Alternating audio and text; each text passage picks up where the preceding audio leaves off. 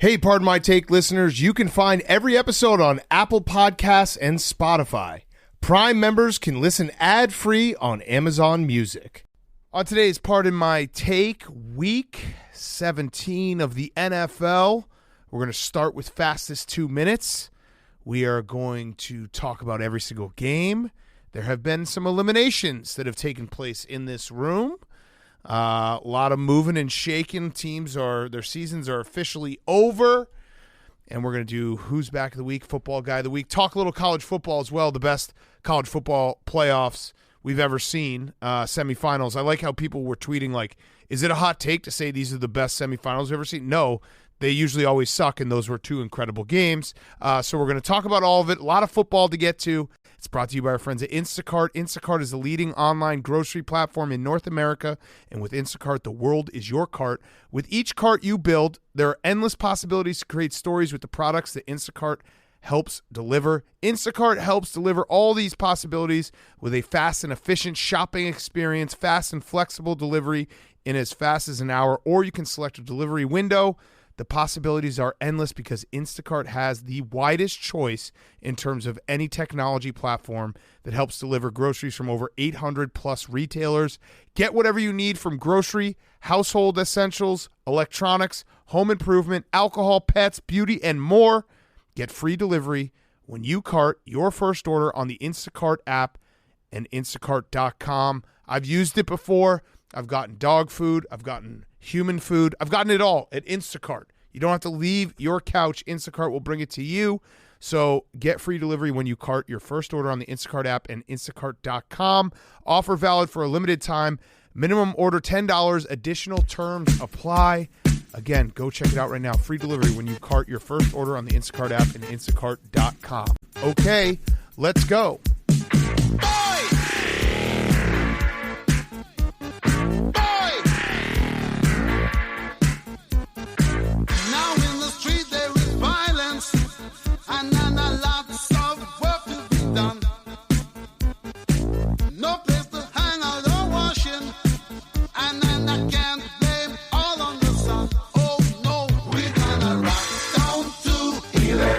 Avenue, and then we'll take it higher. Oh, we're gonna rock down to It's Pardon My Take, presented by Barstool Sports. Welcome to Pardon My Take. Today is Monday, January 2nd, week 17. Let us be the first to wish you a happy new year. And a blessed jumpsuit January to you, Boo.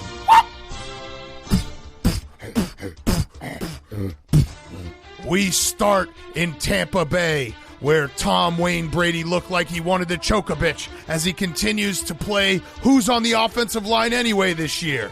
The Panthers had some life as painfully shy Smith asked Sam Darnold, pick me, hooking up for a touchdown. And the game turned when Sean Evans went on a heater, catching 3 touchdowns and saying, look at us, the Bucs as NFC South champs. Who would have thought? Well, literally everyone, but it wasn't a lot harder than we thought at the beginning of the season. The Bucs are NFC South champs. Bucs 30, Panthers 24. Over to Kansas City, where Russell and Flo Wilson said it's hard out here for a sip, as interim head coach Jerry Mossberg had him lining up in shotgun all afternoon. Rick Riley Mahomes had the same amount of touchdowns as Kate Upton's boobs with 3. The Chiefs are waiting for the playoffs as blink me up before you go, girl. Bell scored a touchdown, and George Michael Karlaftis submitted another game with a sack. The Chiefs 24, the Broncos Chiefs 27, the Broncos 24. You almost slipped up there, bro. Slipped up. Last night was New Year's Eve. You stay up till midnight. You have a couple glasses of champagne. You have a little brain fog the next day. We don't make mistakes on this show. Up to Foxborough as Mac Efron goes back and forth between looking like a serial killer, taking out other players' knees, and looking really good like he did on Sunday. Teddy Bridge, what are those? Couldn't make up for Jason Sanders' ugly kicks and had to leave the game with a broken finger as Skylar Hunter S. Thompson came into the game and helped the Dolphins' playoff chances go gonzo. Don't look now, Tej, but the Patriots have a shot at the playoffs in Week 18. Patriots 23, Dolphins 21. We go down to D.C. where, stop me if you've heard this before, but Deshaun Watson got penalized for illegal touching. But Washington, on the other hand, couldn't get their hands on Chubb as he ran for 104 yards. Amari Mini Cooper doesn't miss his full-size Derek Carr as he was able to score twice. As for the Commanders, their playoff hopes came and winced as Sean Taylor Heineke might as well have been a statue on the sidelines with no arms or legs. Don't let the Browns get hot. Cleveland 24. Washington 24. Browns 10. That was my fault. That was on the teleprompter. That was my telestrator. Said clearly. Hey, it's a new year. Go fuck yourself, San Diego. It's a new year for us, too. In the Meadowlands, they honored Lawrence Taylor pregame and during the game as Kayvon Thibodeau made it snow with Angels. Nick Foles also contributed to the tribute of LT by completing exactly 8 balls. Speaking of balls, Brian Daboll looks to be the coach of the year as he's made average guys like, I'm Richie James, bitch. Cold-blooded Giants, 38. Colts, 10. And we head down to Atlanta for the game that had 0 playoff implications as the Cardinals went to David Blower Wheels to try to rev up the Cardinals offense that's fallen off a cliff. Desmond Critter, I refuse to eat the bugs, Boom, was sneaking around the Cardinals' backyard as J.J. Wattweiler's got that dog in him still.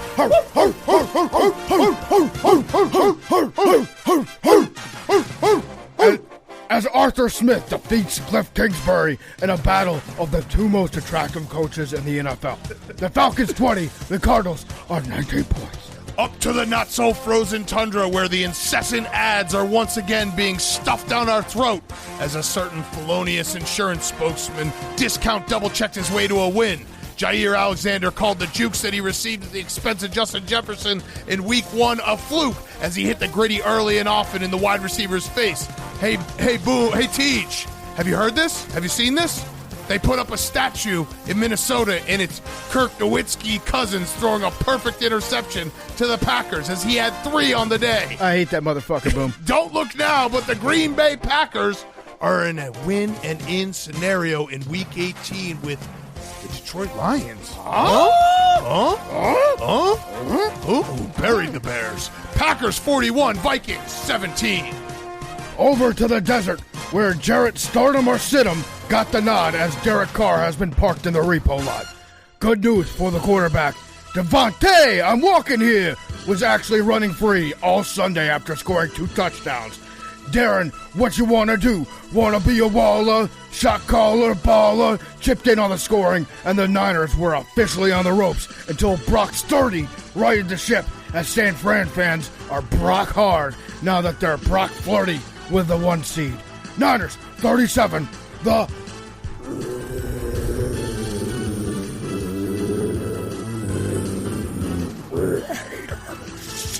34.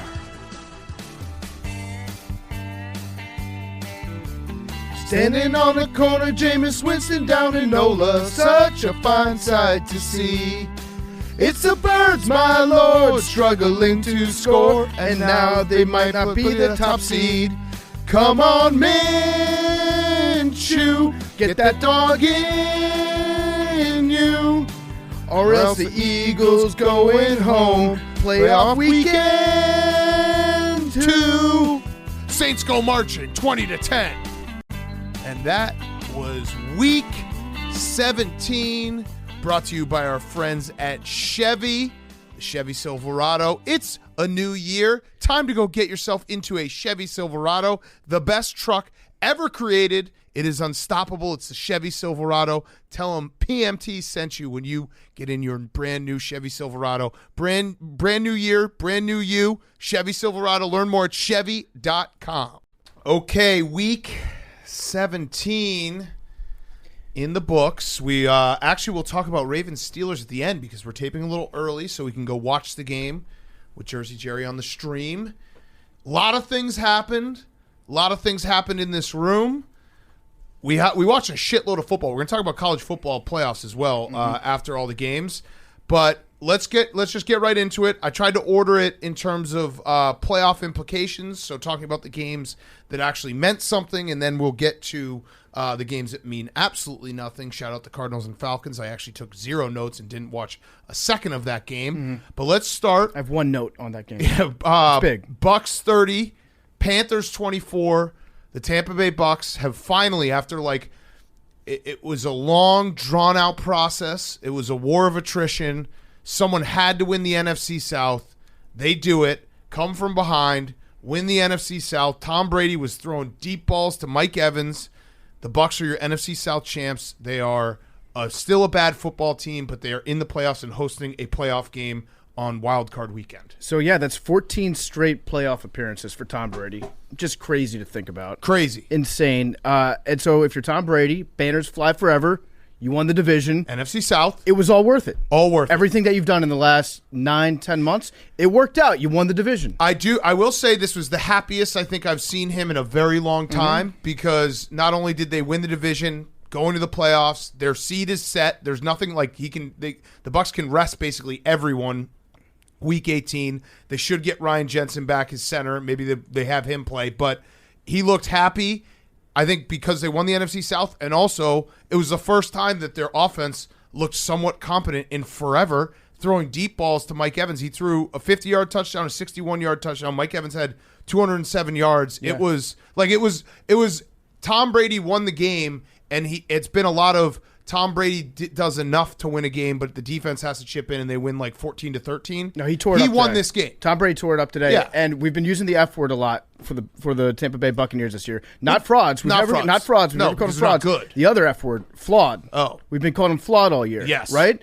But it looks like the Bucs have actually looked at what's made them flawed, and then realized there are certain things that we can do good. Yeah, let's lean into those things in a way. Like by knowing how bad they can be. They're going into the playoffs being like, okay, we've learned a lot of lessons this year. And as if it turns out that still throwing deep balls to Mike Evans, it works because I think he was like a little dinged up earlier in the year. Yeah. When he had some hamstring issues, he was a little bit slow. But now it's like he does look like the Mike Evans of 3 years ago. By the way, Mike Evans, just as a side note, I think that everyone probably doesn't realize just how good Mike Evans is because there were a lot of years it was with Jameis and not great Bucs teams. And then, Tom Brady comes and it's like, well, it's Tom Brady. Mike Evans now is second all time. Only one other person only 2 other people have done this. Tim Brown is tied with Mike Evans 9 consecutive 1,000-yard receiving years. The only person ahead of him is Jerry Rice with 11 years. Mm-hmm. Mike Evans is a Hall of Famer. Yeah. Which is crazy because doesn't it feel like he's had a very good career, but then when you stop and you look at it, you're like, holy shit, he's got 81 touchdowns in his career. If he gets to 100, he'll be top 10 all time in touchdowns.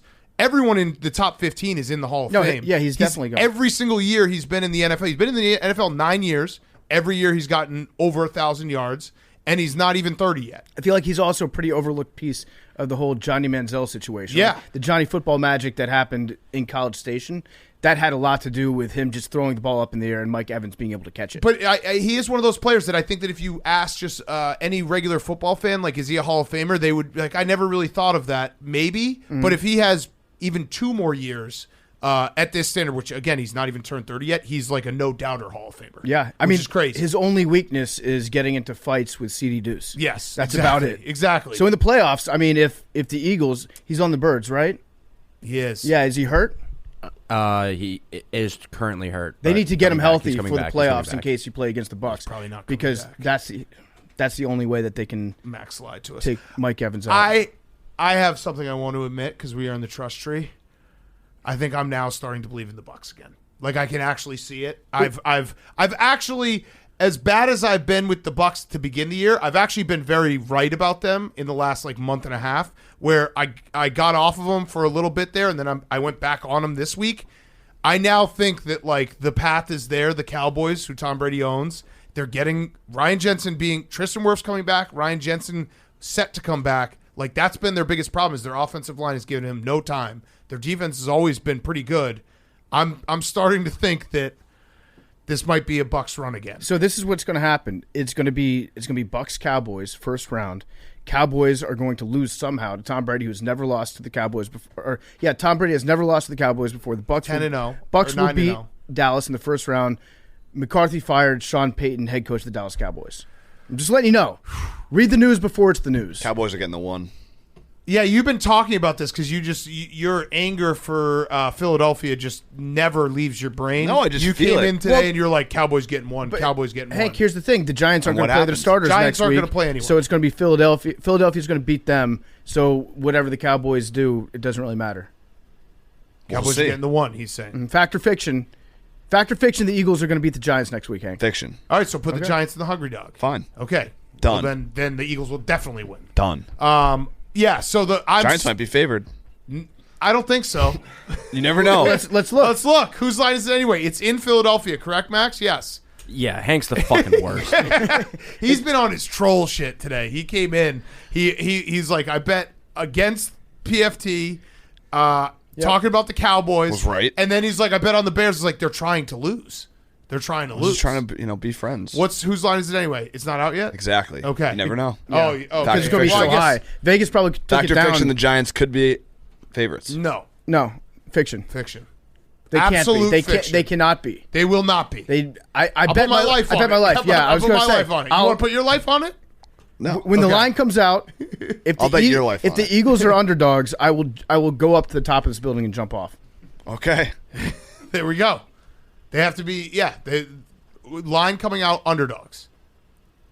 There's just bet no my life. I've never bet my life on anything. Yeah, before. I'm jumping with you. I'll jump on your. All right, You know cool. what? You jump on my. You get on my back. We'll do it as like a backpack. Okay, got it. And maybe if I turn around quick enough, you'll brace the fall and I'll survive. I don't think that's how it's going to work. I think if one of us is going to be the mattress, Billy's always thought doing that, a fist by the way. pump right now. What? If you jump off a bridge and throw a rock, if you throw a rock underneath, like you let a rock go first, because they always say it hitting the to water. brace the pressure. Hitting the Yes, water yes, is what yeah. hurts. But if you just drop a big rock like before you, that would break the When pressure. they're building the Brooklyn Bridge, you should throw your hammer down if you fell off. If you're one of the iron workers. But since Big Cat weighs significantly more than me, for now, hard body season. Hank's smirking. He's going to drop faster than me, right? Hard body season. So I can just land on him. Or do I just spread out and I have more? surface What's the area. line? What's the line? The line is 14. Suck my dick, Hank. You fucking idiot! Hank, go jump off the building. God damn it! Cowboys 1 seed, right? Cowboys 1 seed. Anything can happen. He's just on his troll shit. All right, that is true. The Bucs. I am now believing in the Bucs. I don't know how. I don't know how. Like why? What has changed? But I think it was just the deep balls. Like the Bucs offense. I've watched every single Bucs game with Stephen Shea and sitting in that gambling cave, and they all go the exact same way, where they just get they'll get first and goal on the 5, and they'll gain 2 yards and then try to kick a field goal.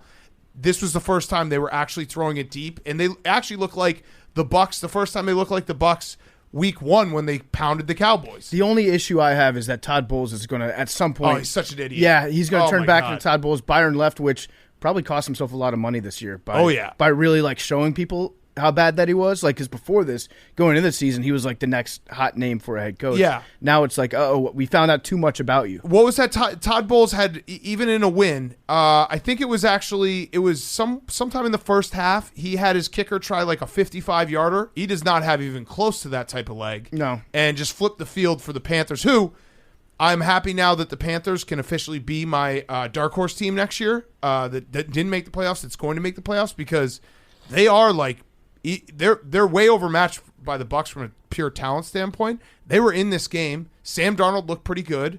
They can now potentially. I'm just going to start doing fake. I've been doing fake trades in my head for the last 3 weeks. They could potentially trade up to the first or second pick with the Bears. Get Bryce Young or C.J. Stroud. They have pieces. They get a coach. Yeah, they're looking good. That's going to be the big question: is what coach they get, or do they try Sam Darnold again next year? Yeah, they could try Sam Darnold. You probably have the luxury to have, if you do get C.J. Stroud or Bryce Young, you can probably sit him for a year. Yeah, because Sam Darnold looked pretty good today, and he's faster. I don't know what it is about Sam Darnold in these last 3 weeks. He actually looks like a mobile quarterback. Yeah, and man, the New York Jets have got to be just kicking themselves. Man, if they still had Sam Darnold, they'd probably be in the playoffs. He's right now. a difference maker. Yep. Yeah, they actually had the perfect season to set up the next season where they were in every game. They could have won the NFC South as of this morning. Yeah. And they still, because the NFC South is so bad, they're going to have a top 10 pick. It's like you couldn't script it better. And they traded Christian McCaffrey for more picks. Right. You couldn't script it better for them to be a team that goes from out of the playoffs to in the playoffs in 1 year. So what do you do if you're Tepper, if you're the owner? Do you make Steve Wilks actually interview to be the head coach? I think so. Or does he just put on the tape? I don't know. If I were him, that'd be a power move. Just walk in, set up a projector, press play, and leave. Yeah, what'd you do here? Yeah. Why'd you do this? Why didn't you run the ball against the Steelers? No, I'd just be like, look what I did. Oh, you're saying Steve Wilks? Steve Wilks comes in, press play. Here's what I did while I was coach. Yeah, he did. I mean, he brought them back from being one of the biggest jokes in the league when Matt Rule was still there. I've got a theory. It's jumping ahead a little bit to the Commanders game. Okay. I think Rivera wants to go back to North Carolina. Will they have him? They'd probably take him in a front office position or something. I mean, they still do love him because I've never seen it before in my entire life where a coach gets a press conference after they get fired. Yeah. Remember? He went and he was like, we did a lot of things here. I think we won the NFC. He actually key quoted. still works. Yeah, he quoted winning the NFC South 3 years in a row. One of those years they won it at 7 and 9. Yeah. He just flags fly forever. His key still works. They'll probably have him in whenever. Yeah. He's probably still got his office up there. Last thing I have is Tom Brady now joins the club of 40-year-olds with 400 yards passing in a game. The club is 6 members. It's Warren Moon, Brett Favre, Tom Brady, and Tom Brady. So he's now got it 4 times. He's the only one to do it 4 times. Yeah, he's the only one to do it. Thank you to Stathole for that stat. Tom Brady could probably also do it when he's 50. If I were Tom Brady, you know what I'd do? I'd retire whenever I want to retire, which, I mean, that could be never. It could be next year. And then I'd come back for one last season after I turned 50. Just get your body, completely, totally healed. You do nothing but yoga and TB12. You eat all the avocados that you want. No nightshades. You're in perfect condition. You come back when you're 50 years old just to prove that you can still play in the NFL. I don't think there's any chance he's retiring. I think this type of game where he won the NFC South, going back to the playoffs, threw the bombs, that's like when you golf and on the 18th hole you just crush a drive. Yeah. Man, that was fun. You were all ready to quit golf. You're going to right. save yourself thousands of dollars a year. I don't think he's retiring either because he's coming back and going to Vegas. Yeah, there's a lot of fanfic out there. Hank, so are you all in on the Bucs making a, let's say, NFC Championship game would be them punching above what they've been this year and a pretty crazy run? Because I don't think anyone expects them to go all the way to the NFC Championship game because they just haven't been good all year. Yeah, I think they could beat the Eagles. I think they could beat rookie Brock Purdy. I could see them winning that game. Killed by them. No, it's right. Think about it, Hank. Tom Brady against Brock Purdy. Don't overthink it. Mm-hmm. Championship DVD. Mm-hmm. Game 1. The 49ers. So, oh my God, they win by 100. Tom Brady looks old. Wait, so who can't playoffs they beat? Come? Who wins? Who can't they beat? Dallas at home would be tough, but I think they could do it. That's the one team that they should be able to beat. Wait, when Dallas gets the 1 seed. Yep. Got it. They could beat the Vikings. So yeah, I'm all in. So just if Dallas gets the 1 seed, which you've declared has happened. Yep. That would be their toughest matchup. Dallas the 1 seed. Fanfic. On our side of the table, not yours. Right. Yeah. I would actually be afraid of the Lions if I was the Bucs. Yeah, a little bit. Yeah, no, I would be. Yeah. Yeah. The Lions are they will outscore the Buccaneers. Also, the Packers maybe. Is Jalen Hurts coming back? Yeah, he is. You're on your troll shit today. I'm All right, genuinely curious. Let's go to the next Why game. didn't he play today? I don't think LaFleur wants to face Tom Brady again in the playoffs. No, that's true. I think he's so deep inside the vortex that is the math part of his brain. Yeah, he'll just psych himself out. LaFleur goes up to Todd Bowles before, and he's like, let's just not do any field goals. Let's just keep this on the 7s. Yeah, come on. The whole game. Tell you what, kickers aren't really part of the game, right? Let's settle this like men. I don't want to be tempted to just start going for field goals. All right, next up, Patriots 23, Dolphins 21. Can I just real quick go back? If he does play, if the Battle of the Bays happens again and LaFleur has to coach against Tampa Bay, there's definitely a chance that at some point in that game, Matt LaFleur will think about us. Oh, I would say the whole week he'll be thinking about us. He'll have a decision, and our stupid faces will pop into his head and be like, wait, am I just choosing this to spite those assholes? If now this is a very big if because the Packers would have to get into the playoffs, and the seeding really doesn't work out. I think they'd only meet in the NFC Championship game, right? But if that did happen, PFT and I both will pay an AWL. We'll buy 4 seats in direct line of Matt LaFleur across the field, and you'll have to bring big cardboard cutouts of us and just hold it up on any field goal decision. Yep. So he can just see Game our time. faces. Yep. And Game time. And Hank's going to match. And Hank will match. Yep. Game time. Okay, next up, Patriots 23, Dolphins 21. Hank doesn't want the Patriots to win.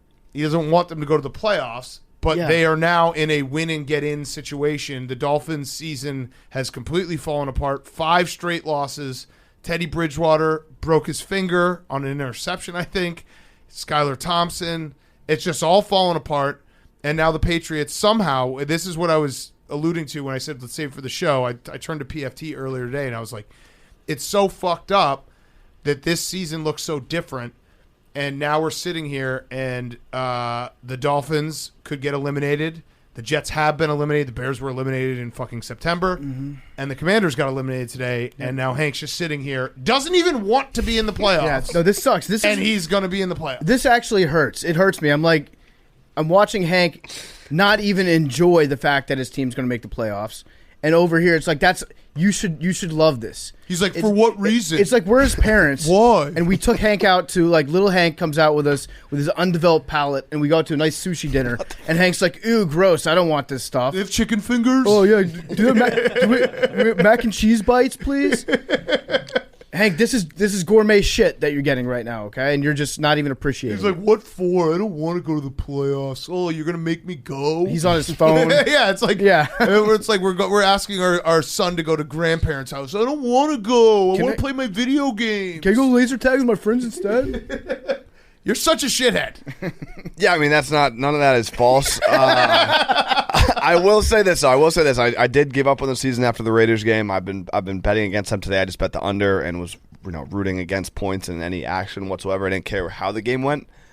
But I will say this: there is a get-in situation. If the Patriots beat the Bills, I'm all the way back in.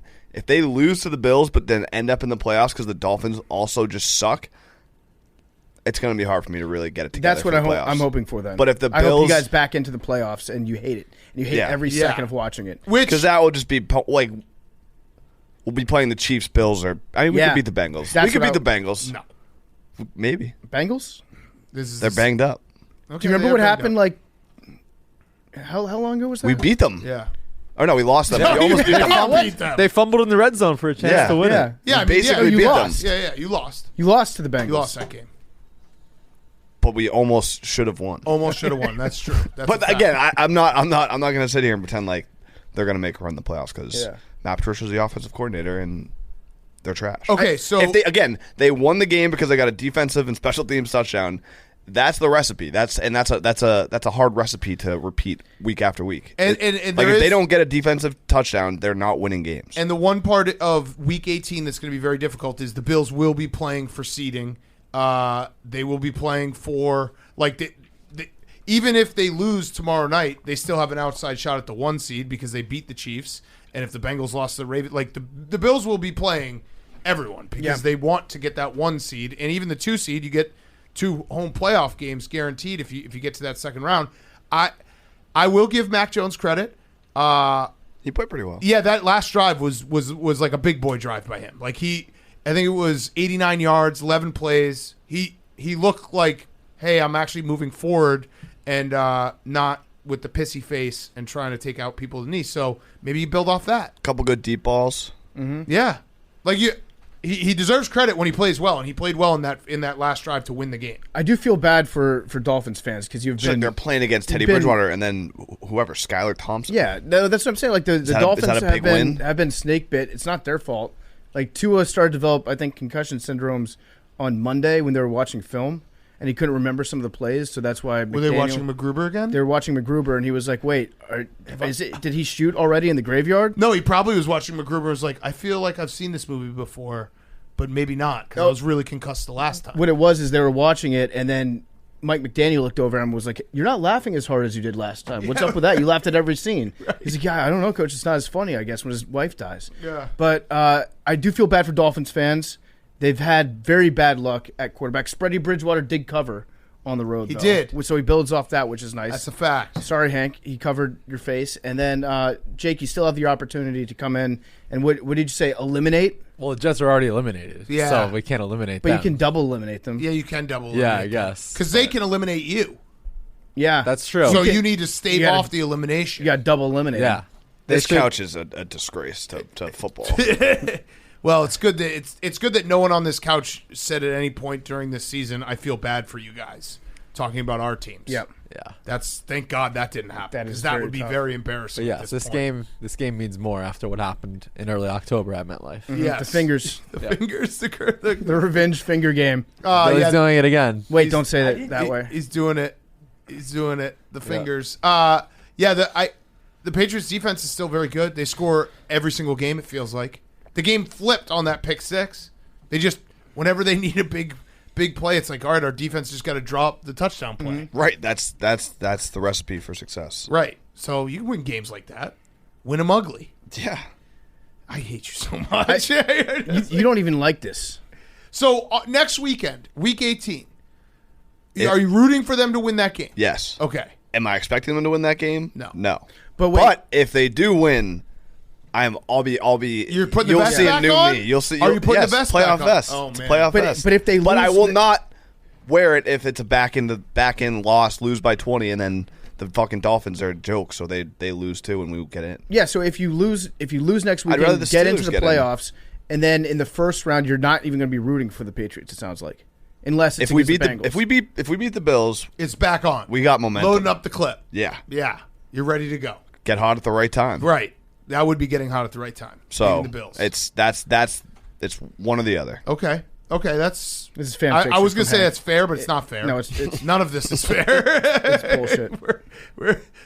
We're sitting here and you're not. Everyone else just got eliminated today. It was literally Elimination Sunday. So let's talk about the next game. Browns 24, Commanders 10. Because the Packers won and this Commanders loss, the Commanders have officially been eliminated from postseason participation. Yeah. Carson Wentz, I feel bad, PFT, because that sucked. And I'll let you just take the floor because that sucked. Yeah, I've got a couple ideas of why Carson Wentz played. I touched on him last week, but in my opinion, anybody that watches football knows that Carson Wentz sucks at playing football. Anyone that watches football, sees Taylor Heineke play football, thinks, hey, this guy sucks sometimes and he's good sometimes. He's fun. So which quarterback would you rather have? The quarterback that just is a big pile of stinking shit, or the quarterback that sometimes has flowers growing out of that shit? Mm-hmm. I would take Taylor Heineke on that one. Taylor Heineke is fun. His team loves him. You could tell. Here's when I knew that we were fucked. Well, probably after Carson Wentz threw the first interception of the game in like the first 16 seconds. Yes. But after that, I knew we were fucked because Chase Young, who's been the best cheerleader that we've had on the sidelines this year, gets fucking hyped for Taylor Heineke. He goes up behind Taylor Heineke. He points at his jersey. He, like, slaps him in the face. Like, treats him like a dog that he loves, like his favorite dog. He sees Carson Wentz. He walks out on the field and is telling Carson Wentz, like, hey, please, we need you. Believe in yourself, Carson. Right. I want you to know that I need you to trust yourself. Pleading with him. He's begging him to believe in himself. And at that point, I was like, okay, this game's over. And Ron Rivera apparently didn't know that if the Packers beat the Vikings later on in the day, that would eliminate us from the playoffs, and that's why he chose to start Carson Wentz. If that's true, it's one of two things. Either Ron Rivera is trying to get fired by saying he didn't know that, or he should be fired if he didn't know that. Yeah. Those are really the only two options. And I think that he started Carson because my guess is Dan Snyder doesn't want to pay Taylor Heineke winning bonuses, and he's paying his favorite toy that they hand-selected this offseason $20-some million per game, and doesn't want to see him on the sidelines. I honestly, so you're probably right, but I also think Riverboat Ron, the Riverboat Gambler, because I had this happen to me this morning, and it's something that everyone has to go through, and people have gotten out of their system, not gotten out of their system. I still woke up this morning, I was like, Carson Wentz, there's still that dude in him. And I took the over in this game because I was like, he's going to ball out. I said he was going to ball out. I think Ron Rivera just has that where he looked at it. He's like, I know what Taylor Heineke is. We haven't won in 3 games straight. We went tie, loss. Carson Wentz did get those 2 MVP votes. He probably had that same thought in his head where it's like, what if? Yeah, what if he just fucking goes nuclear and we get old Carson Wentz and now we're a serious, like, threat in the playoffs. I've seen enough Carson Wentz. I've seen enough Carson Wentz football for a lifetime. I'm out. That was the last one. This is the last one for me. Fully out. I actually thought he was. I didn't bet the Commanders. That would have been stupid. But I bet the over thing he'd ball out. I'm out. Fully out. 100% out on Carson Wentz. I said during the game that they should just throw him into the ocean next to Osama bin Laden's family. Mm-hmm. That was a little. I think I went a little too far. No, barely. Not far enough. Barely. Not far enough. Jake shook his head. No, you don't think they should do that, Jake? No, Jake doesn't think you went too far. Okay, gotcha. No. They should not do that. Throw him into the Potomac River. Yeah. And then rescue him after like 30 seconds and he gets really cold. What happens to Carson Wentz now? Because he's, by all accounts, let's just put it mildly, doesn't seem like the best teammate, doesn't feel like a guy that people like to be around. And this is all conjecture. Maybe he's the coolest guy in the world. Yeah. But he's rad. The one thing that happens with quarterbacks is, like, if you are a guy who everyone likes and can help with other, the younger guys, you can have a long, long career as a backup. Is Carson Wentz not going to be in the league in a couple of years? I don't think he even likes playing football. If you watch him during the games, he's just like we are body language experts. Yep. He looks like he would rather be anywhere else in the world. He's like anywhere else. He probably wishes he was at a Mike Trout game watching Mike Trout play baseball. Well, Mike Trout wishes he was at a game watching Carson Wentz. Yeah, you're right, Billy. He probably would rather be hunting. Yeah. He's probably just thinking, good, go hunt. Good. Have fun. Actually, I don't think that the world is ready from a sheer population standpoint for Carson Wentz to be duck hunting full time. I don't think we have enough ducks. He's going to, if he is not in the league in a year or two, it will be such a fascinating, well, I guess it's not a what if because we know what happened, but it's more of a holy shit. Yeah. Could you imagine telling yourself, this guy, Max, if he's not in the league next year, could you imagine telling 2017 Max that Carson Wentz would be out of the league, not by injury? I was the biggest Carson Wentz guy on in the history of the planet. Yeah. And I was even saying today to you, I was like, 2017 could come back. Exactly. That's why I kept. Yeah. When I have to lie to myself, I just say he got 2 MVP votes in 2017. He could turn back into that guy. Nope. Now go spend all your time on like a prairie in North Dakota, pheasant hunt. Go be the Stalin of ducks and commit mass genocide against every bird. He's made $128,000, or sorry, $1 million, $128 million. He's got still $60 million left to make. I think that if he gets cut, that probably all goes away. $128 million. Just go away, Carson. It just sucks because all the fans wanted Heineke today. You heard him chanting at the game for Heineke. I wanted Heineke. I think most people that have watched this team play know that with Taylor, it's not just about the actual stats that he contributes because he does make some stupid plays sometimes. And he doesn't really blow your socks off with having like 500-yard passing games or 400-yard passing games, but the rest of the team just plays a little bit differently when he's in there. It's like they actually believe that they can do something. With Carson in the game, it's just like I think they're afraid of getting Carson hurt because he's such a spaz in the pocket sometimes. Even the last drive that they were trying to score on, and it was like false start, Carson Wentz just like running around, circling around into a sack. It was just all so sad. Did you see he put his like entire body into one of those throws downfield where he jumped off both of his feet forward and he couldn't get – he still has a good arm, that's the only reason I think that maybe there will be another team bring him in as a backup because he's still – if you just get him in shorts and let him throw you're doing ball, it yourself again. Don't he's got the tools to be a great quarterback. Let's be done with it. He was picked second overall in the draft. He's got a gigantic arm. He's still fast when he runs. No. Don't do it. Because a team will see that and they'll be like, I don't know. 2017. I actually think that there's a chance he might not be on a team next year. Imagine him play. Okay, let me ask you this. Here's the real question. Imagine Carson Wentz playing for the 49ers in Kyle Shanahan's offense. I still think he'd look like shit. Would he look like dog shit then? Yes. Because he would be turning around and they just showed on Sunday Night Football Big Ben when he had the broken nose with the blood coming out. Such an awesome picture. I think he would get confused in that offense. Yeah, no. He would get dizzy. I actually, Yeah, I think there's a decent chance he's not, because for him to be on a team next year, you wouldn't bring him in as a backup. You'd bring him in as a starter, and who's going to actually say we're starting the season? The best chance he has is the Commanders. I was actually going to say the best chance that he has is the Colts. Yeah, no. And he burned that bridge already. He should just go back and forth. He feels like, Colts yes, and I mean, Commanders. listen, I know where I am in my life rooting for this franchise, and he is, yes, it makes all the sense in the world for him to be on the Commanders or the Colts.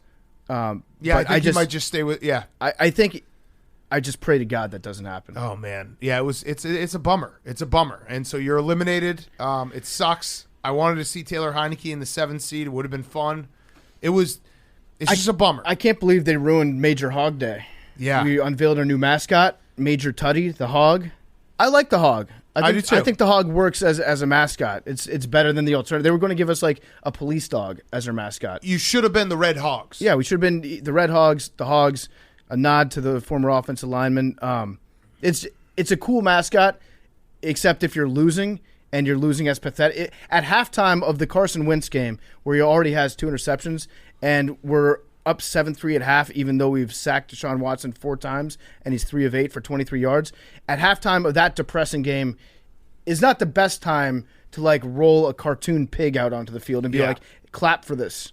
Well, it's also the Hogs, like dressing up in dresses with pig noses works when you are bullying the other team with your offensive line. When you have Carson Wentz, you're just kind of looking at it like, this is kind of fucked up. It's kind of sad. Yeah, when your team's bad, you start to realize, wait a second, I'm wearing a dress because I want the offensive line to fuck me. Yeah, right. Wait, that doesn't make a lot of sense. And a pig nose. But if you're like mauling people, you're like, fuck yeah, I'm wearing this dress because they can fuck me. Yeah, we're men. Yeah. Yeah, this is what we do. I'm such a masculine dude that I would fuck our offensive line. Yes, exactly. Yeah. For the Browns, Deshaun Watson actually, I think, looked decent in the second half. He was 9 for 18. But he had a few nice plays with his feet. He ran around a little bit, Yeah, Amari Cooper's still good. So I guess if you're a Browns fan, you're like, hey, maybe that's what it will look like next year a little bit. Yeah. I mean, Nick Chubb was awesome again. Yeah, and their defense, I mean, it's more Carson Wentz, but their defense was very good. Their defense was decent. They weren't like a complete atrocity in terms of stopping the run.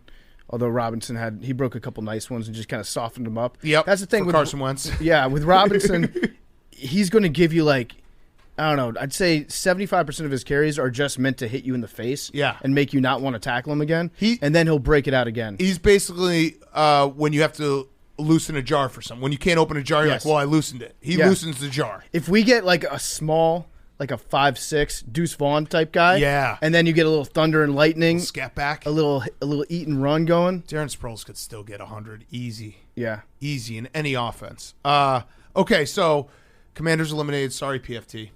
I do feel bad. I mean, I was shut the fuck up, Hank. I was hoping that I was going to get at least one more week. Seriously. I really do. Max, turn his mic off, please. Thank you. He can't do that.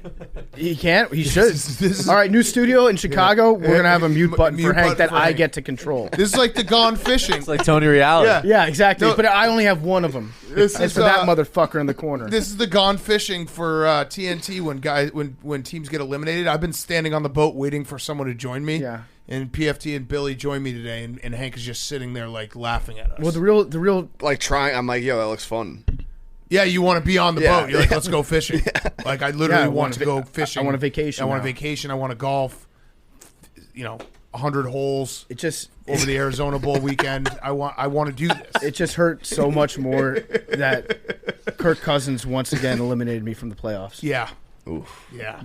When I believed in him. Yeah. Which we should have. No one should have. That was such a big mistake on my part. Yeah. Yeah. I will not make it again. Never, ever, ever. I will not. Jake, remind me, do not trust Kirk Cousins. Don't believe his lies. We'll talk about that game later, but wild card weekend. And Carson Wentz, 2017 Carson Wentz is never coming back. Maybe just send me that email every day. Every Sunday morning next year, send me an email.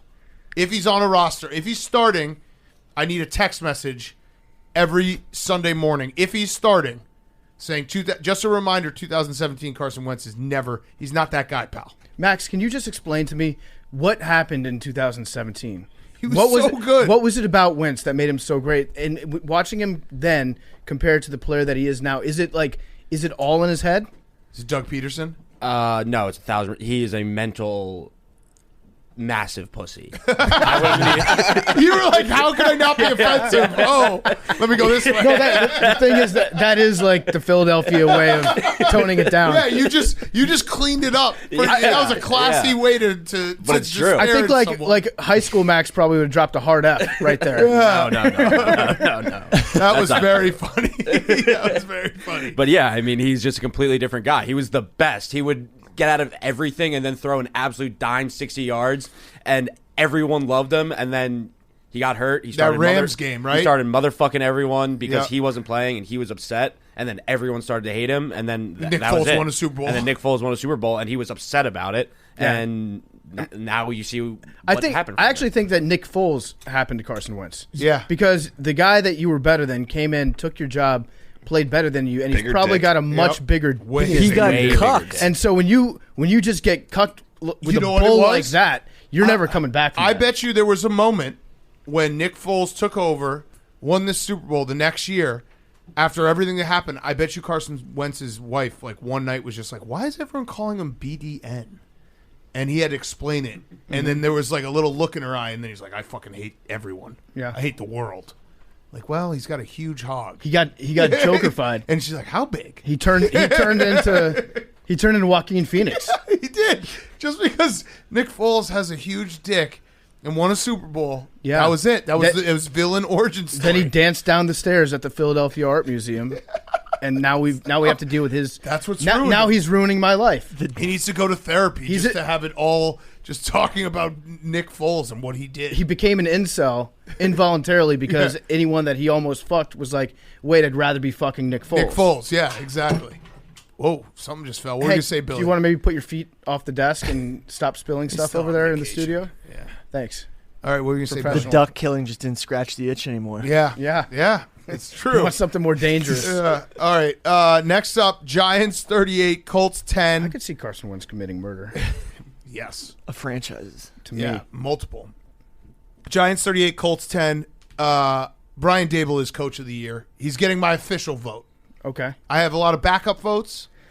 I think he's coach of the year. The New York Giants, are in the playoffs for the first time since 2016. The boat curse has officially been erased. They have been so bad since that last time they went in the playoffs. This team is pretty much the same team as it was last year, except the coach is different, and he's gotten so much out of these guys. Daniel Jones, the story got reported before the game that the Giants are looking to re-sign Daniel Jones and Saquon. I think at this point it makes sense. Reward them. Right. Like we talked about, I can't remember, last week or the week before. I still don't think you should pay Daniel Jones a ton of money. Right. But Daniel Jones might say to himself as well, like, I know this is the best spot for me. Brian Daboll has reinvigorated my entire career. Why wouldn't I take a little bit less than I could if I, went to some team that is not going to set me up? So I'm just impressed by the Giants. Like, what a year. Incredible. And then, of course, the lasting image of the game was Kayvon Thibodeau doing Snow Angels literally next to Nick Foles' dead body as he was writhing in pain. Just an all-time clip. He has to have not known. He didn't. He didn't know. Okay. He definitely didn't know. Even though he was almost touching him. I would like to just make a motion to ban Snow Angels when there's nothing to do Snow Angels in. Yeah. You should not be able to do it if it's just AstroTurf. Right. Or field turf. There should actually be something like confetti. That always plays. If it's snow, if it's grapple, if it's ice, do Snow Angels. It was actually almost nice of him to do that, though, because Nick Foles, it was so hard to watch Nick Foles play football these last 2 weeks. It was. He was like doing it in his blood. Yeah. On the field. It was tough to watch. I think that I've gained a newfound respect for Daniel Jones. Yes. And I realized why I did, because it's a matter of perspective when you look at Daniel Jones. If you look at Daniel Jones and you keep thinking to yourself, we drafted this guy to replace Eli Manning. We're waiting for him to be Eli Manning. You're never going to be happy with him. He's not going to be that type of player. If you think of him as like a super-powered Taysom Hill, yep, he's an awesome player. Yeah. He's like the way that he's running with the ball now, the offense that they've got him in with Kafka. It's Kafka, right? The offense coordinator. Yeah, they've metamorphosized Taysom or Daniel Jones into being like a supercharged Taysom Hill, where he's dynamic with his feet and he's fun to watch. And when he does you see it with running quarterbacks all the time, but like when he's running the ball, he opens things up and makes the passing game easier for himself based off that. Yes, and he had 2 touchdowns running, 2 touchdowns throwing. He's fun to watch. Yeah. The Giants, I wouldn't count them out against pretty much anyone in the first round. They are it feels like every game, as long as they don't go down, say 14, they're not built for that. But if they keep a game within 1 possession, it feels like every Giants game goes that way, where it's like keep them around, and then win the fourth quarter. Yeah, the Giants might be the team. Obviously, today was different. Like, you don't want to play the Giants. Yeah. Hank, I do have something to help your demented Cowboys 1 seed troll of Max. Not a troll. Okay, here it is. So the Giants. I said this, by the way, before the Saints game started. That's true. So even more demented.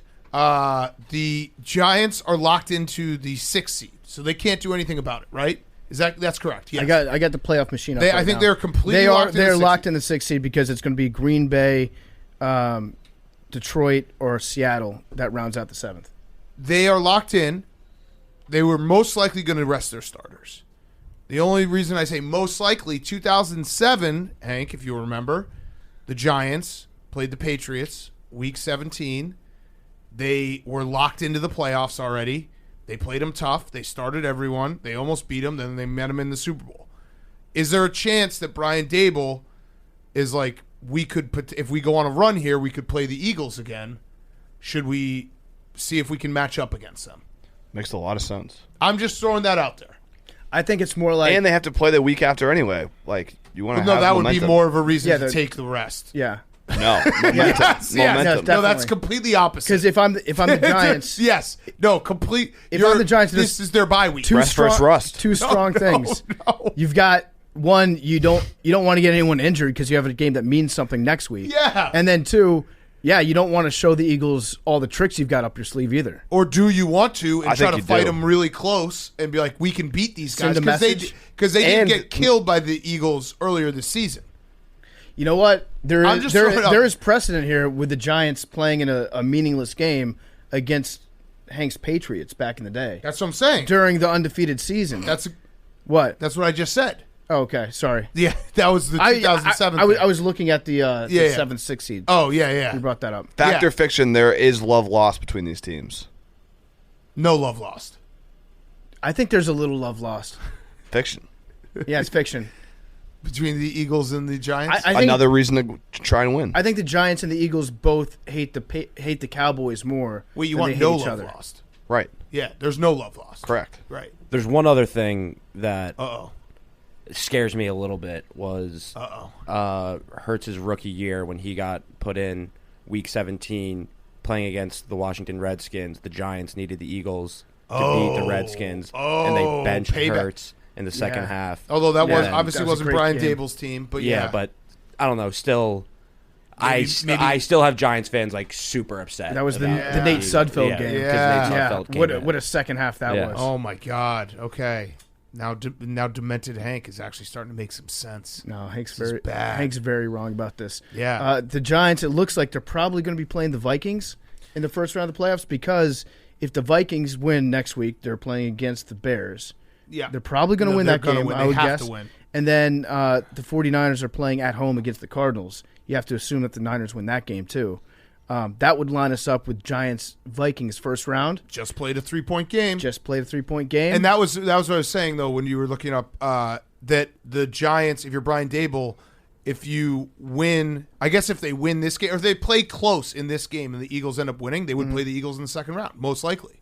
Right? So why not prove it to your guys that they're not that much better than you because they were that much better than you when you played the Meadowlands earlier in the season.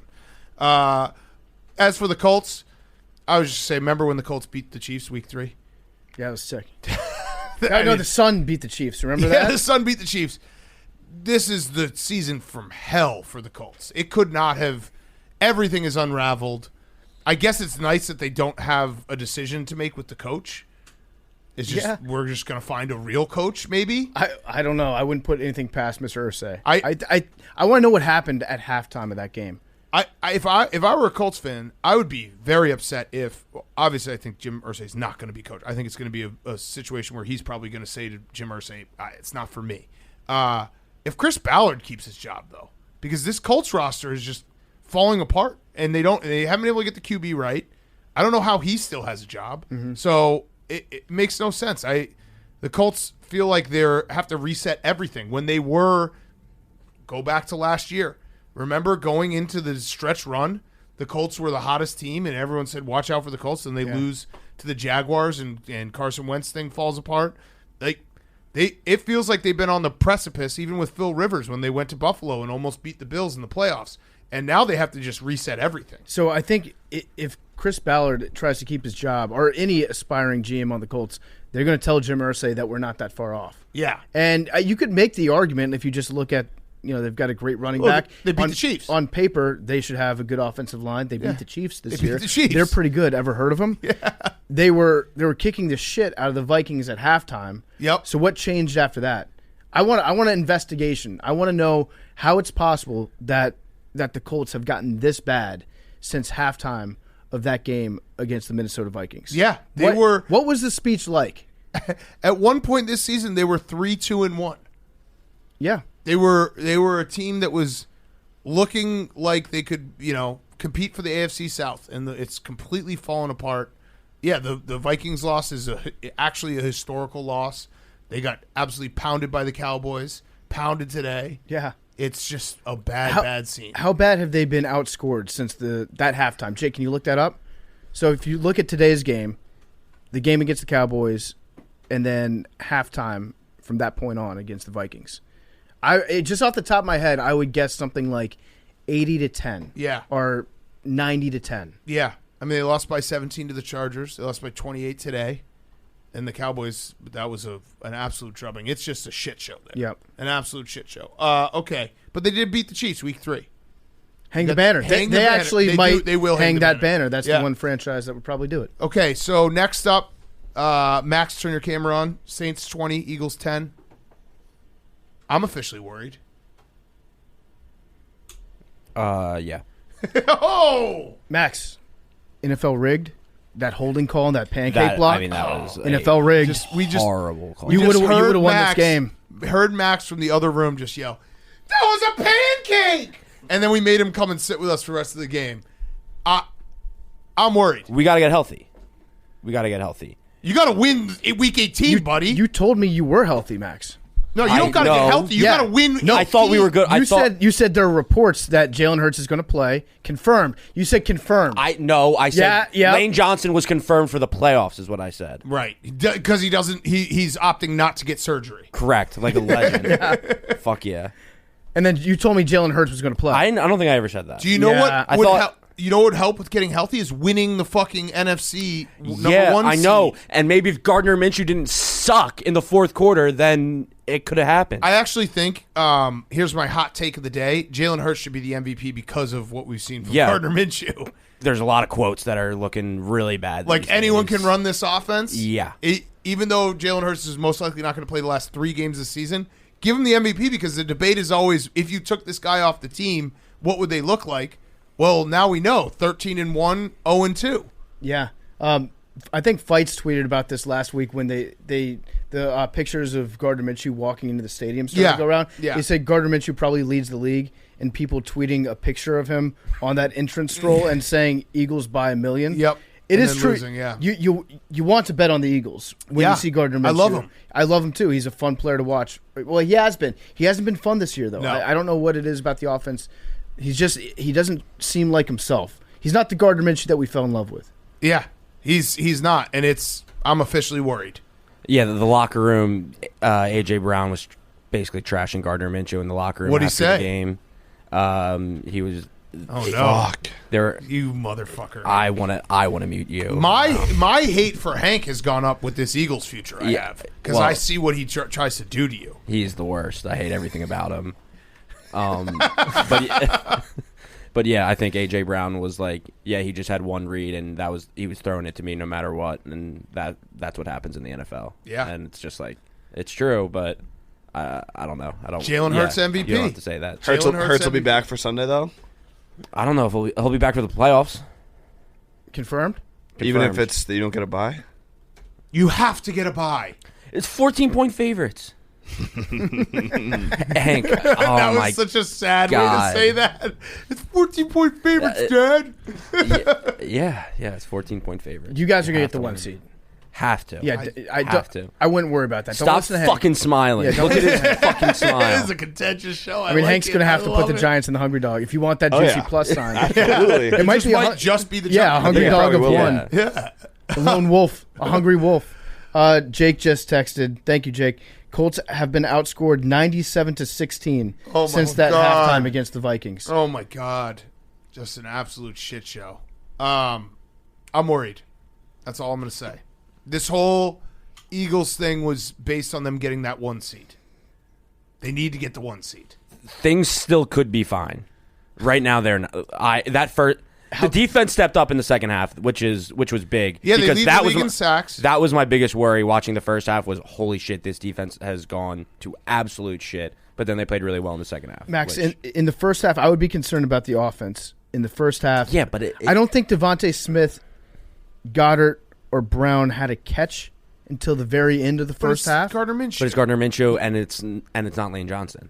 So you kind of have to take the offense with a little bit of a grain of salt. The defense, I do think Gardner Johnson is going to be back. I don't know why.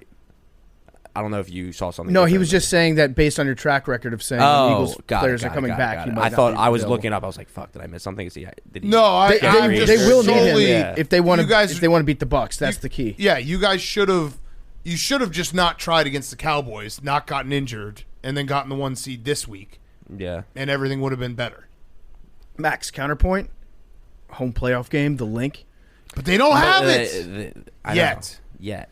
No, but I'm saying at least in the first round of the playoffs. No, they would go to the 5th. No, the whole thing. Stop. That was messed up by you. Yeah, that was gross. What you just did, right? You knew that. No, you guys are the 1. No, they're the 1 seed. But you knew that they would go from 1 to 5. They're the 1 seed. It's okay. They've been the 1 seed the entire season. Not to make it worse, because I'm on your team here, Max, but the Saints winning this game, you have their pick. Now they went from the 9th pick to the 11th pick, but so it's not terrible what happened today. But if they win in Week 18, your pick from them could be somewhere around 15, which it would have been like top 7 pick if you had beaten them today and then they lost in Week 18. Yeah, that's not great. I'm not worried about the pick right now. Okay. But I'm just saying that did happen. That did happen. That does. Because I'm not going to be an Eagles fan next year. No, correct. That does suck. Whatever. We just have to win next week. I don't care about the pick right now. We're win now right now. Okay. Win now. What do you think the spread's going to be for the Cowboys-Commanders game next week? Because I was going to say you could trust maybe the Commanders could pull something off. But what if 2017 Carson Wentz comes back? Yeah, that's what you need. Max, that's what you need. You need it. You need MVP Carson Wentz to come out, beat the Cowboys next week. I was thinking this earlier. Like, I think Wentz is so bad now that do you see his arm though? Yeah, his arm on that pass. Like, I don't even think Eagles fans dislike Wentz anymore. No, like he's so bad that it's just. And you got your Super Bowl. Yeah, but like no, there was still like a point when he came back and was so bad and was acting like shit that he was like the most hated guy in Philadelphia. Now it's kind of like, oh, who cares? He's so bad. But he could also save your ass. Yeah, would love it. I'm down to root for Carson Wentz because things ended up so poorly in Philadelphia. Carson Wentz might just not want to save your ass. Yeah, well, that's true. Whatever. He might throw the game. Oh no, Carson Wentz might go out there and throw NFL 3 interceptions. If he tried to throw the game, he would play the game of his life. It'd be like trying to fade yourself. The Saints, by the way, I would put them in the. No one would have wanted to play them if they had made the playoffs because they actually have played the last 4 games. They're 3-1, and the one loss being that Monday night game against Tom Brady. I don't know. Every time I watch the Saints game, like they have some guys. Their defense has some like grit to it. I would have put them in the nobody wants to watch them play in the playoffs. That too. That would have been a classic Andy Dalton early Saturday playoff game. Bury his ass there. That's where he's the most comfortable. But yes, the Saints they might be the most boring, decent team in the NFL. Yes. Because their defense, you're right, their defense is pretty good. And they have some offensive players that when Andy Dalton's playing decent, they look like a competent team. Yeah. They're mixing in Taysom Hill. I think that's a franchise. I think as a franchise, the Saints are well run enough. Yeah. To even when they're at their most boring, most depressing, they're still going to hover around 500. Yeah. Shout out Drew Brees for getting them to that spot, and also that we can't bet on Purdue, LSU. Yeah, I don't think that we can say his name on a Penn property. That's true. All right, before we get to the next games, Coors Light. When you're juggling work, family, and life in general, things can feel chaotic. That's why Coors Light helps you find moments to unwind all year long. Whenever you need to hit the reset button, reach for a Coors Light. It's made to chill. We love cracking open an ice cold Coors Light. It's the beer of 2023. I just declared it. The beer of 2023. There's only one beer out there that's literally made to chill, and that's Coors Light. The mountains on the bottles and cans even turn blue when your beer is cold. That way you always know when it's time to chill, when it's time to just relax. Just open a Coors Light. It's mountain cold refreshment made to chill. And so that's what you're going to do. Coors Light. When it's time to unwind, Coors Light is the best beer I reach for. When you hit that reset, grab the beer that's made to chill. Get Coors Light delivered straight to your door with Drizzly or Instacart by going to CoorsLight.com/take. Celebrate responsibly. Coors Brewing Company, Golden, Colorado. Coors Light, the official beer of 2023. Okay. Chiefs 27, Broncos 24. Shout out Russ Wilson. And also, what's his name? Rosberg. Rosberg. Yeah, Jeff Rosberg. Jerry Rosberg. Jerry Rosberg. The Broncos actually their offense looked somewhat competent today. Yeah, Russ was running the ball. Running, play action, all these things that Nathaniel Hackett, let's not make fun of him anymore because he's just gone, but it probably would have sucked to watch it if you're him and be like, wait, Russ was able to run? My big question is, do you think Nathaniel Hackett watched this game? I don't think that he did. I don't think so. I think he probably went on a hike somewhere. Yeah. Probably had some cardboard box in his house he had to fill with dishes. He probably just watched what's it called? Star Wars? Powers. Yeah. No, Austin he Powers loves that Star movie. Wars. Yeah. Over and over and over. Or Patch Adams. Just to laugh about it. Yeah. He already probably watched the Packers game today. He might have watched the Packers and just game. what if? Just imagine himself on the sidelines. Yeah. I missed that. Yeah. But I mean, Russell Wilson looked good. He was running hard. He was running fast, and he wasn't doing that for Nathaniel Hackett. Whether that was by design or whether that was Russell Wilson just not wanting to initiate contact. But I feel like what happened this week, where Broncos players kind of went to bat for him, it made Russell Wilson he needed that. He did. To now want to go out there and lay it all out on the line and sacrifice his body to a certain extent to help the team win. I actually think that Russell Wilson, watching the post game, he was genuinely showing emotion, kind of teary-eyed, talking about his teammates having his back. I think he officially hit rock bottom, and he's now coming back. The internet has been mean to him. We've been mean to him. The world's been mean to him. Subway's been mean to him. Deservedly so for a lot of the things he's done. Subway held on to Jared longer than they held on to Russell Wilson. They're wait till all the facts come out on Jared. But I do think he hit rock bottom, and he is kind of auditioning for next year because it's not totally off the table that the Broncos be like, we can't do this. So it was good that he played better. And the Chiefs are just I don't know if Chiefs fans, I'd love to hear from them if they're a little nervous going into the playoffs because their record is obviously incredible. They keep winning games, but the small stuff has to bother them. Like Kadarius Toney dropped another punt today. I think they missed an extra point. Mahomes had a red zone interception.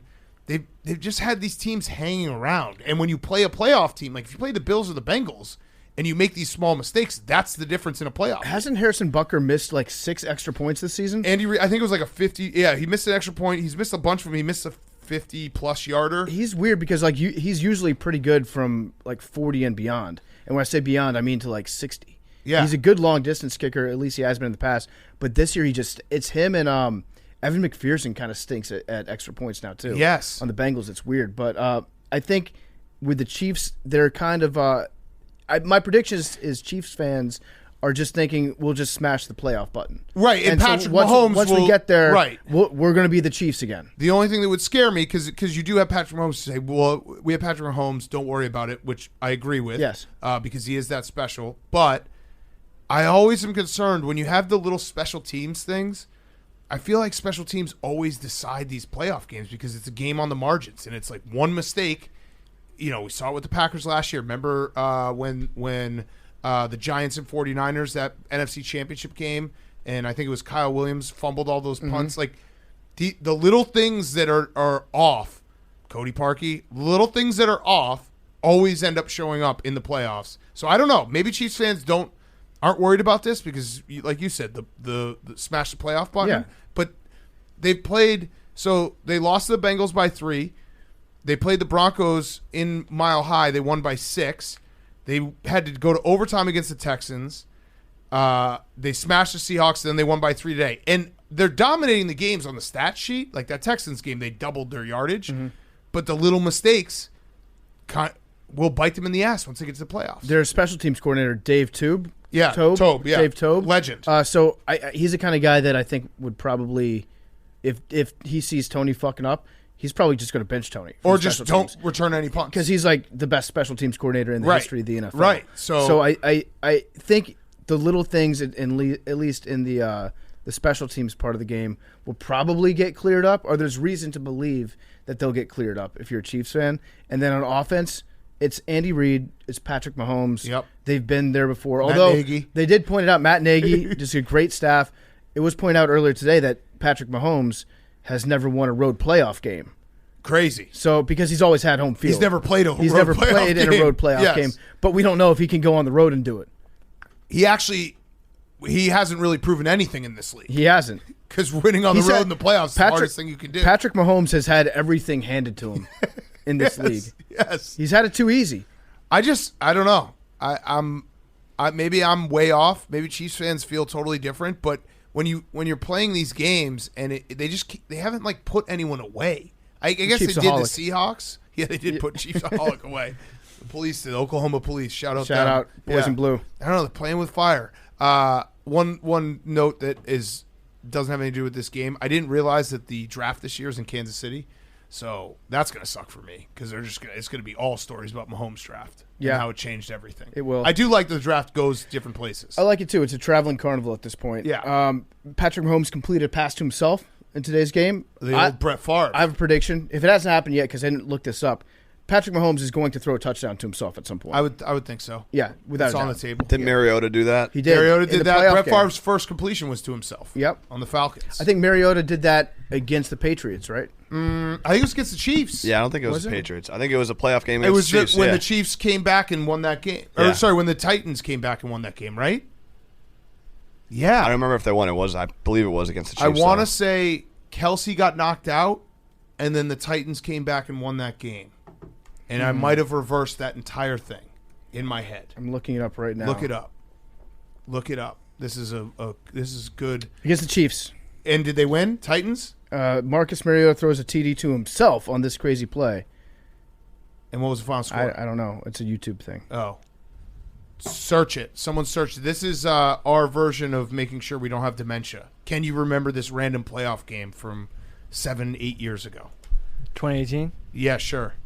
No, not 2018. Oh, Billy, it was on January 6th. January 6th. Oh, yeah, nice. Shout out. Oh, yeah. It's coming up. It's your day, yeah. Yeah. What do you have planned? I'm going to not a government building. A little dust up? Just, I don't know. What? Someone give me the actual score here. Titans versus Chiefs. 22-21 Titans. Titans. Yes, they came back. Second half, Kelsey got knocked out. I'm pretty sure it's because I had the Chiefs. And I was like, this is bullshit. Chiefs were up 21-3 at halftime. All right, so my mind and we're still scoreless works. In the second half. And yes, because that's the year after, or in that offseason, the Bears hired Matt Nagy. And Matt Nagy was, I think, the offensive coordinator. Yeah. So, sick. No points in the second half. Travis Kelce did get knocked out. Yep. Okay, next up, Lions 41, Bears 10. Not a lot to say about this game. The Lions just absolutely kicked the shit out of the Bears. I want the Bears to lose. I've said this before, but wanting the Bears to lose is just the most warm, comforting thing because they are so good at losing. So they're dominant. They're one of the best losers out there. They're really good, yeah. I don't understand any Bears fan that doesn't want them to lose this stretch run. I know that I said in October I would like them to mix in a win. At this point, it's not to sound like make it super serious, but it does feel franchise altering if you go from the second pick to the fourth or fifth pick. Second is a big one, and it might be the first pick if the Texans can beat the Colts next week. But it's so huge considering the fact that we just saw Bryce Young and C.J. Stroud play, everyone's going to want a quarterback. You could get a haul for this second pick and then reload your entire defense, hopefully, because their defense was so bad today. And Justin Fields had no time. He got sacked 7 times. He's been sacked the most out of any quarterback this year. Being in the pocket's actually more dangerous, Billy, for him right now. Well, because didn't he have 100 yards rushing in the first quarter? Yeah. Which, I mean, again, Justin Fields does something in the first half that makes you be like, holy He's shit, our guy. This is the guy. And then they lose. It's a great plan that they've got set up. They cannot win this last game. They have to lose. They have to have the first or second pick, and they have to trade it. I think they're going to lose. I mean, they are the New England Patriots of losing. Yeah, they're very good at losing. They know what to do. It's a dynasty. I also wouldn't hate it if Justin Fields didn't play the last game. No, this is the one that you would sit him. Huge hit in this game, and it just I don't want anything bad to happen. So the Lions are 7-2 in their last 9. Yep. As far as their offense goes, they're incredible to watch. Their defense has improved. Aiden Hutchinson has 3 interceptions on the year. The one today was I don't even know what the play was. There was like 4 seconds left in the first half, and it felt like they were doing a Hail Mary, and then they didn't. He's a shutdown defensive end. He is. He's a lockdown. He was against the sideline to prevent them from running out and stopping the clock. But there was not even time for that. It was kind of a crazy thing that they were even running a play. But yeah, he's been the real deal for them. And the one thing that would really, really suck, because I think we all agree the Lions would be very fun to be in the playoffs. If the Lions go to Green Bay and beat Green Bay, but the Seahawks also win, the Seahawks would go to the playoffs because they beat the Lions head-to-head. That would be the biggest bummer in terms of playoff enjoyment. If we're going to draw it up, and Lions fans, please turn this off right now. This is what happens to the Lions. Yeah, no, they're not going to beat This is the most Lions thing to end the year. You're good. You're actually really good. If you get to the playoffs, you can probably win some playoff games. No, they're not going to beat And then the Seahawks jump. You win your last game. I don't even think they're going to do that. You handle your business, and then the Seahawks get in because they win, and you go home after winning a game. And no one wants to see the Seahawks in the playoffs. No one wants that. But, okay, Lions fans, you can listen again. This is how you know if it's brand new Lions or if it's same old Lions. I don't think they're going to beat Aaron Rodgers in Lambeau. He's on his fuck shit again. I don't know. I did like fucking people up. I like the play that they ran today. The Bears ran today where they actually had somebody under center. It was the tight end came in motion, went under center. They put a tight end at quarterback, and then Justin Fields in at running back. Pitched it to him, and I think it was a 50-yard gain. Yeah, that was a sick play. Yeah, and I think those are the plays that Luke Getsy has to put on paper to keep his job. Be like, hey, look, I have real plays. Yeah. We're still trying to lose, but I have real plays. I'll show you them in the first quarter, and then I'm locking it down, and we're not doing anything else. We've got plays. They're doing a very good job of that. Yeah, so I'm happy they lost.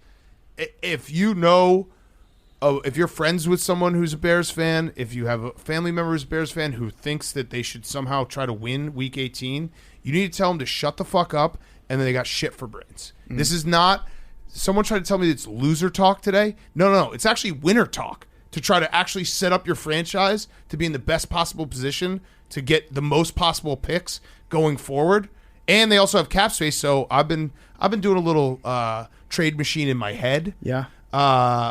Maybe a swap with the Raiders. The Raiders have the 9th pick right now, I believe. Maybe a swap with the Raiders, and we'll take Devontae Adams off your hands. You get the 2nd pick, we get the 9th pick. Maybe you throw in a 2nd-round pick as well, Raiders. You get your new quarterback. We get Devontae Adams. Just something I've been thinking about. Yeah, it is. Raiders have the 7th pick. I agree that it's winter talk. If it would be loser talk if you were playing against the Packers in the last week of the season, and you had the opportunity to eliminate the Packers. Totally then you want to win that game. Totally in this case, I agree. I think it's winter talk, and not to compare myself to Jesus again, but I did kind of sacrifice myself. I said a couple weeks ago. You did. The Commanders. Credit to you. I will sacrifice the Washington Commanders playoff opportunity if it means that the Lions can get in. Because Credit to you. I want to see the Lions in the playoffs. I want to see Detroit enjoy themselves. So I was happy to do it. Credit to you. I'll be back in 3 days. Big time credit to you. Jaguars 31, Texans 3. We didn't watch this game. The Jaguars are just the hottest team in the NFL right now. They've won 4 games in a row. 6 of 8. 6 of 8. They won 4 games in total from 2020 and 2021 seasons. Yep. They will be going for 5 wins in a row next weekend for the first time since 2005. Wow. They also beat the Texans for the first time since 2017. Wow. They hadn't beaten the Texans since forgot about 2017.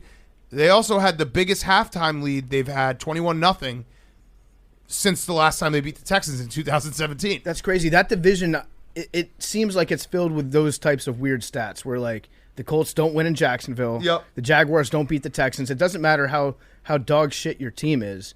Derrick Henry runs for 200 yards every time he plays the Texans. Yep. Doesn't matter how bad your team is. You always have, like, some weird stat in your favor in the AFC South. Yes, absolutely. The Jaguars, it's a great lesson in that the NFL season is long, and we should never make blanket judgments in October, which we always do, but the Jaguars at the end of October were 2-6 off of a loss to the Denver Broncos. They were 2-6 heading into November off of a loss to the Denver Broncos. Yeah. They've been 6-2 since. They have a win and get in game against the Titans on week 18, which might be flexed. No, Jake's down about that. Might not be flexed. I wouldn't want to play the Jaguars right now. No. I mean, they're hot. Jaguars, so Trevor Lawrence is like a completely different player. And you have to play in Duval. They're doing that thing. Trevor Lawrence and Doug Peterson, for whatever reason, they're working together. Yeah. As like one person. They're sharing a brain. And Doug Peterson's a really good fucking head coach. He's a great coach. It's insane how he got fired. I think they're going to smoke the Titans. Yeah. I think that we're going to be jagging off in the playoffs. Yeah. Duval, fill up the pool. Everyone put your jeans on. We're going swimming. It's going to be great. I'm psyched. Jackson DeVille's going to be wearing a thong, descending from the top of the rafters. Tony Khan's going to be there.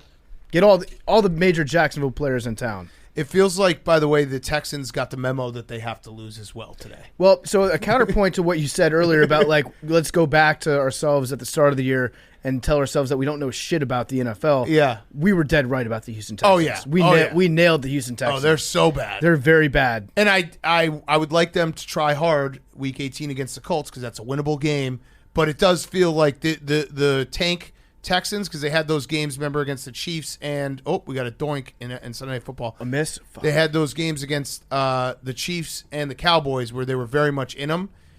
Someone somewhere told Lovey, "Hey, dude, why don't you chill out? Like, we'll give you your job next year, but you got to chill out.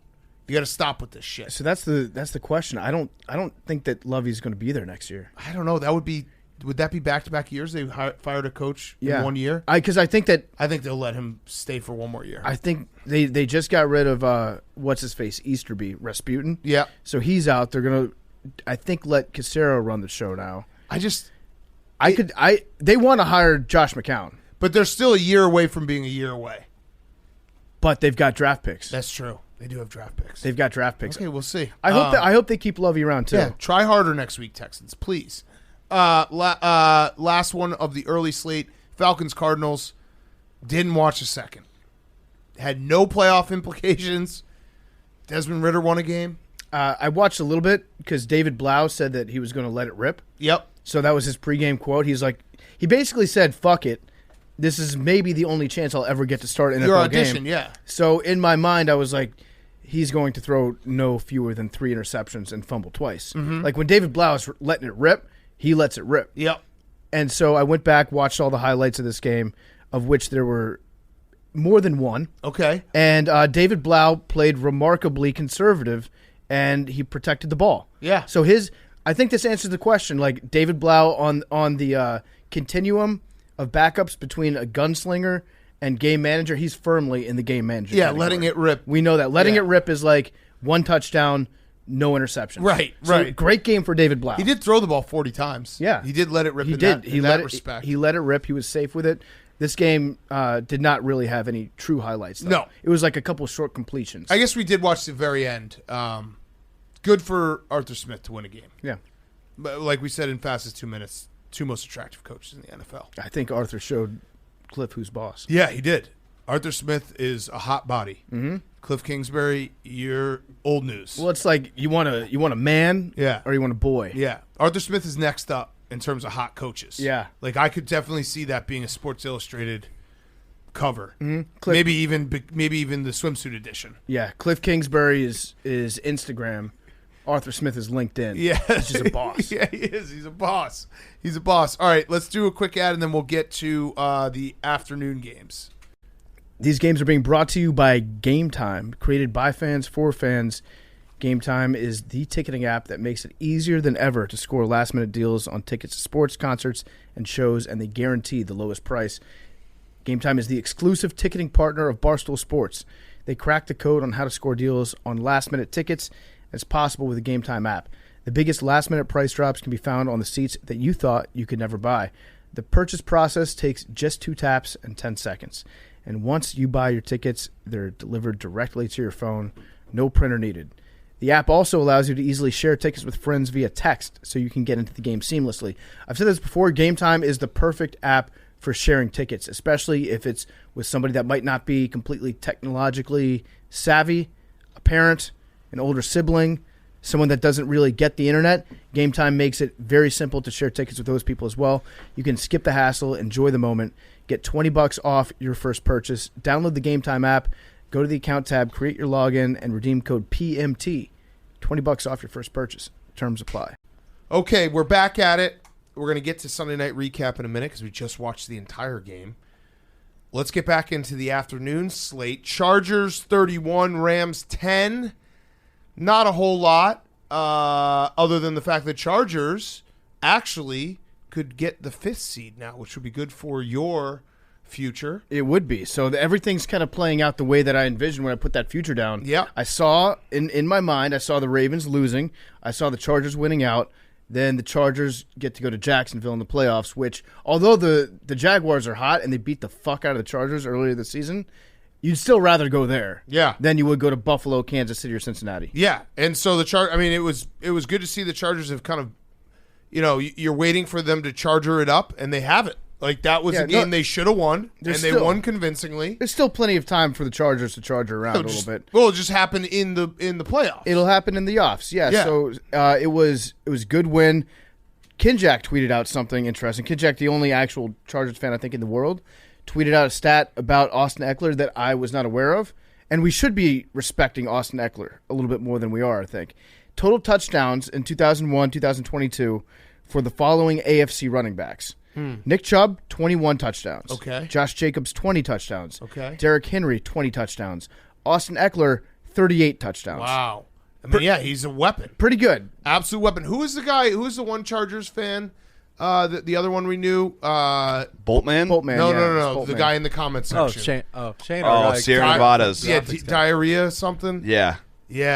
Sierra Nevadas. Bolt up. It was old school parcel. He would just comment. He was the only Chargers fan I ever knew. He would just be like, got some Sierra Nevadas, getting ready for the Chargers game. I think his comments handle was like Diarrhea Man or something. I did meet a Chargers fan this weekend, actually, at and the Arizona Bowl. Yeah, Shane. He had a Chargers tattoo on his leg. I met him too, yeah. Yeah, that guy, I was like, that's a decision that That's you made. also very funny because I think he just goes around and tells everyone, like, hey, look, I'm a Chargers fan. Look, I can prove it. His name was, can I have a side of diarrhea with that? Can I have a side of diarrhea with that? Bolt up. And he would just comment, like, getting ready for the Chargers, boys. Like, got my Sierra Nevadas. Everyone in the comment section would be like, go for it, man. We love you. Bolt up. Yeah, that's shout out him. Legend of the Chargers fandom. Bolt up. The good news for the Chargers also, Joey Bosa played back. half the snaps today, so he's gearing back up. Chargers are looking good. Brandon Staley saved his job. On paper, everything works with these Chargers. It's but kind of scary. Like, they should. If the NFL was actually played on a spreadsheet, the Chargers would be like the Patriots. Yeah. They would be just dominant. And I think we talked about this last week, but when Mike Williams is out there, and Keenan Allen, like, I start to believe in the Chargers because they look totally different. Yep. And it just shows how deep the AFC is. The NFC is an absolute shit show, where we're talking about maybe the Bucs making a run. By the way, we totally forgot to mention the greatest punt of all time by the Bucs punter, who maybe saved the game by picking it up and kicking it off the side of his foot, running down the field. But the Chargers, I'm starting to believe in the Chargers as well. Yeah, the AFC playoffs are going to be awesome. There's not one. The 7th seed, whoever gets it, you could say maybe the weak link, but 1 through 6, any of those teams can make a deep run. Definitely. And the key, I think, to this offense is when their tight end gets involved. Everett. Yep. Dude is fucking huge. And he wears number 7, which is always weird to see when he catches the ball. You're like, wait a second, who is that monster? Because I think he's 6'3", 240 pounds, South Alabama, This dude is fucking awesome, and when he's involved on offense, then you've got Mike Williams, who's also a legitimate red zone threat. Keenan Allen, also just a big dude. They've got massive targets. And it actually is a perfect, like, when the Chargers were struggling earlier in the season, Everett was the only thing they had. Yeah. So it was, now that they have all their pieces together, the Chargers are dangerous. The Rams, Cam Akers has kind of saved his career. That's nice. Back-to-back 100-yard games. Kind of came out of nowhere. Just figured the Rams were going to have this letdown after the Christmas Day beatdown they had of the Broncos. They're just not that talented, and maybe they'll beat the Seahawks week 18. I can see that happening. Yeah, I could definitely see that. It's interesting because you've got Cam Akers, who's been playing like really well, but at the beginning of the season, he was a doghouse guy. Oh yeah. I feel like running backs are the most doghoused position, right? Yes. If you fumble, you get in a doghouse. Yeah. If you just if you don't work hard enough in camp, don't watch enough film, if your blocking isn't on point as a rookie, you get into a coach's doghouse. Oh yeah. You very rarely get out of a doghouse. It seems like Cam Akers has worked his way out. He's worked his way out of the doghouse, yeah. And he's also one of those guys who's sneaky so young. What is this, his second or third year? But because of the injuries and everything, you think he's been around forever. He was good in college. Don't they have also Malcolm Brown as their other running back? I believe I think so. He scored a touchdown today. Malcolm Brown, that dude's got to be like 33, 34. Brown. I mean, running backs, I can never get running backs. I remember he went to Texas, and he was like the number one recruit, or he was top 10 in the country. 28 years old.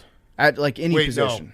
Different Malcolm Brown. Different Malcolm Brown. Another Malcolm Brown that went to Texas. Yes, there's a different. They That had was two a of different them. one. Malcolm Brown, running back. He's 29 years old. 29. Yeah, I guess in running back years, that's like 40. Yeah, running backs, I can never actually get their ages. Yeah, Cam Akers is 23. Okay, next up, Niners 37, Raiders 34.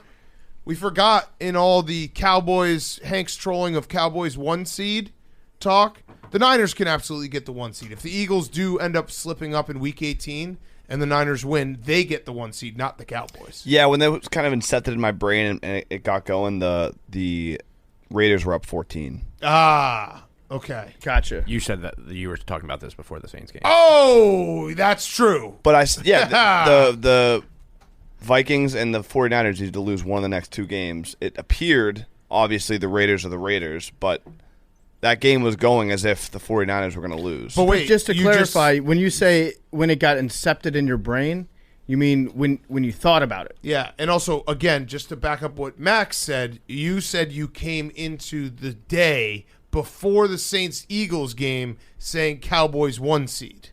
Yeah, I said imagine what it's going to be like. No, you were kind of like Cowboys are going to get the 1 seed. They still might. Okay. All right. Yeah, and if they are, I'll put my hand up and say, sorry, Hank, I was wrong. And what will you do if they don't? I'll shake that hand. No. You'll say, I'm sorry, I was wrong. I'm on my troll shit. Only if the Eagles get the 1 seed. If the 49ers get it. If the Eagles blow the 1 seed. If the 49ers get it, it's a technicality. If the Eagles blow the 1 seed, I will not be apologizing for anything. Okay.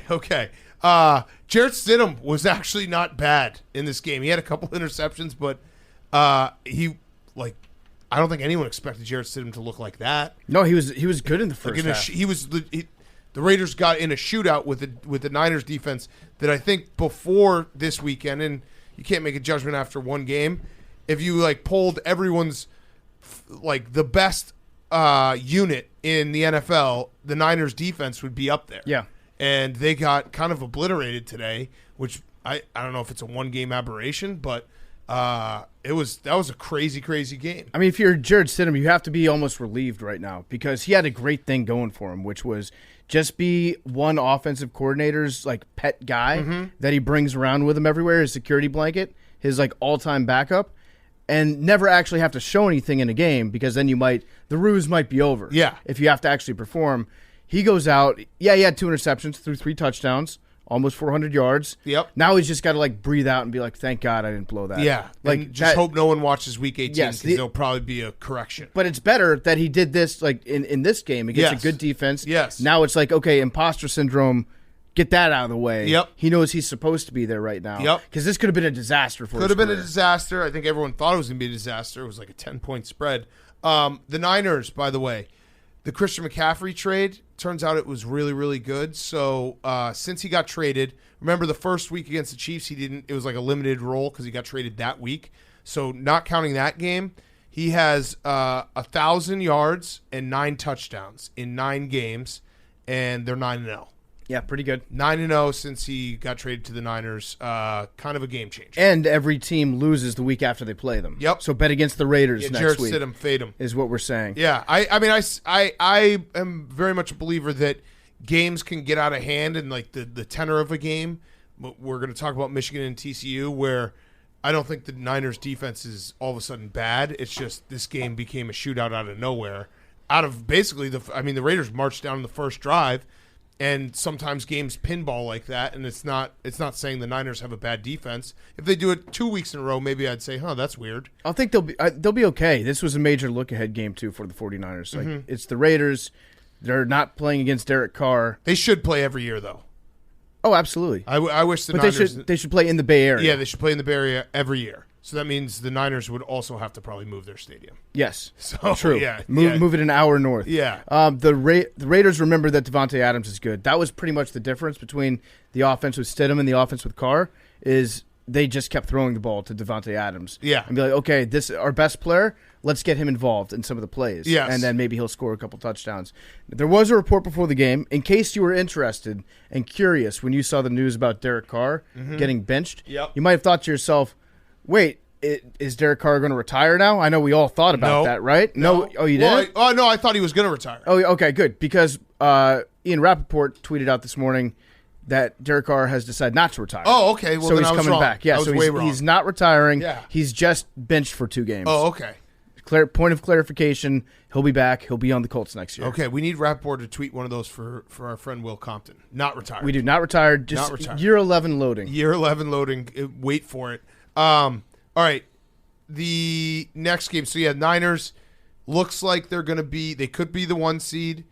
They could be – they could be the 1 through 3 at this point. So, we'll see what happens week 18. I think if they win and the Eagles win, they're the 2 seed.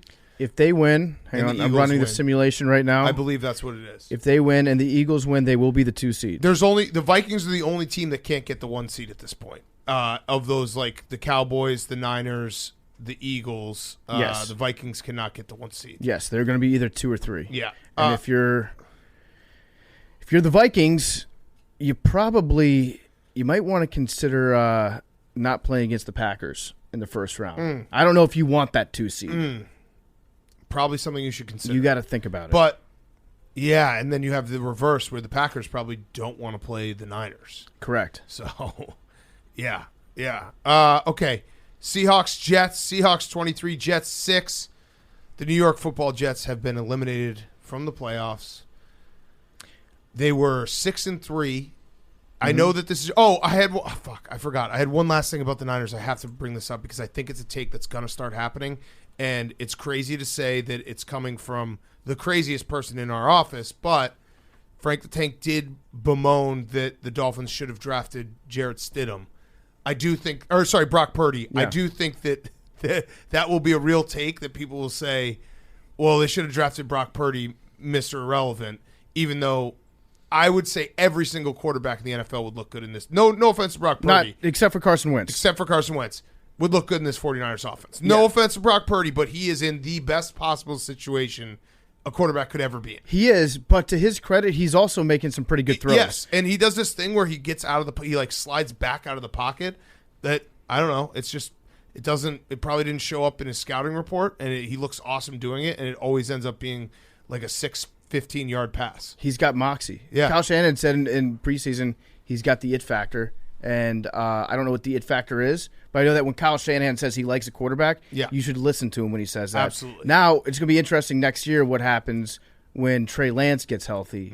What do? Do you stick with Brock Purdy? And then, we're going to start having the conversation soon of like how we talk about Tom Brady, like how could 32 teams not draft this guy? That's what I'm saying. Frank the Tank is the canary in the coal mine. That take is coming. He was the first one to it. All right, I didn't intentionally do this, but I have to reintroduce this game. Seahawks 23, Jets 6. The New York Football Jets have been eliminated from the playoffs. Hey, I'm curious to know who got eliminated first, by the way. Was it the Commanders or the Jets?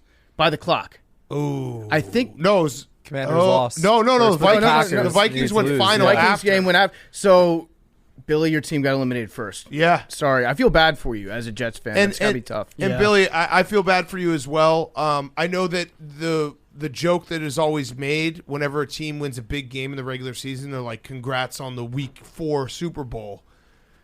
That actually applies for this Jets season. They won the Week 9 Super Bowl when they beat the Bills and went to 6-3. They've been 1-6 since. I think it's even worse. I think when we beat the Packers. That one was like, oh yeah, that's sauce put the cheese head on. Yeah, that's when it started. Yeah. That's when the whole I feel bad for you guys started. Mm-hmm. Yeah. Well, no, that was the Thursday night game, Commanders Bears. I know, but we were coming off. He literally said he felt bad for us as fans because his Jets team was so good and they were heading to the playoffs. Yeah, they've been eliminated from the playoffs. Just I don't know if I said that yet. With a week left. With a week left, they've been eliminated from the playoffs. Yeah. Now, how do you think this game plays out if you have Zach Wilson in there? Honestly, I think worse. Well, no, I want to see if he was. Yeah, go ahead. I mean, the thing is, Zach Wilson just was a lightning rod for criticism, and I'm really trying to figure out. It's the media. Give us this take. No, you said this take before. I want to hear it for the people. I'm going to dedicate my whole off season to figuring out what is the reason why quarterbacks are having real problems succeeding in the New York Jets organization. Because look, we played a former New York Jet quarterback today, and he played pretty freaking well. Wait, but you said specifically, I really do think it's the New York media that makes the Jets bad. Do you think it's different media that covers the Giants? Well, I think that the lightning rod that is the Jets is the fullback for the Giants because they get all the heat. Like, if you looked at the criticism, I mean, it's a lot more warranted for what was happening, but I think it did mess with dudes' heads. I mean, like, do you think it has anything to do with drafting poorly or coaching or anything like that? No, it's the very dishonest journalists out there.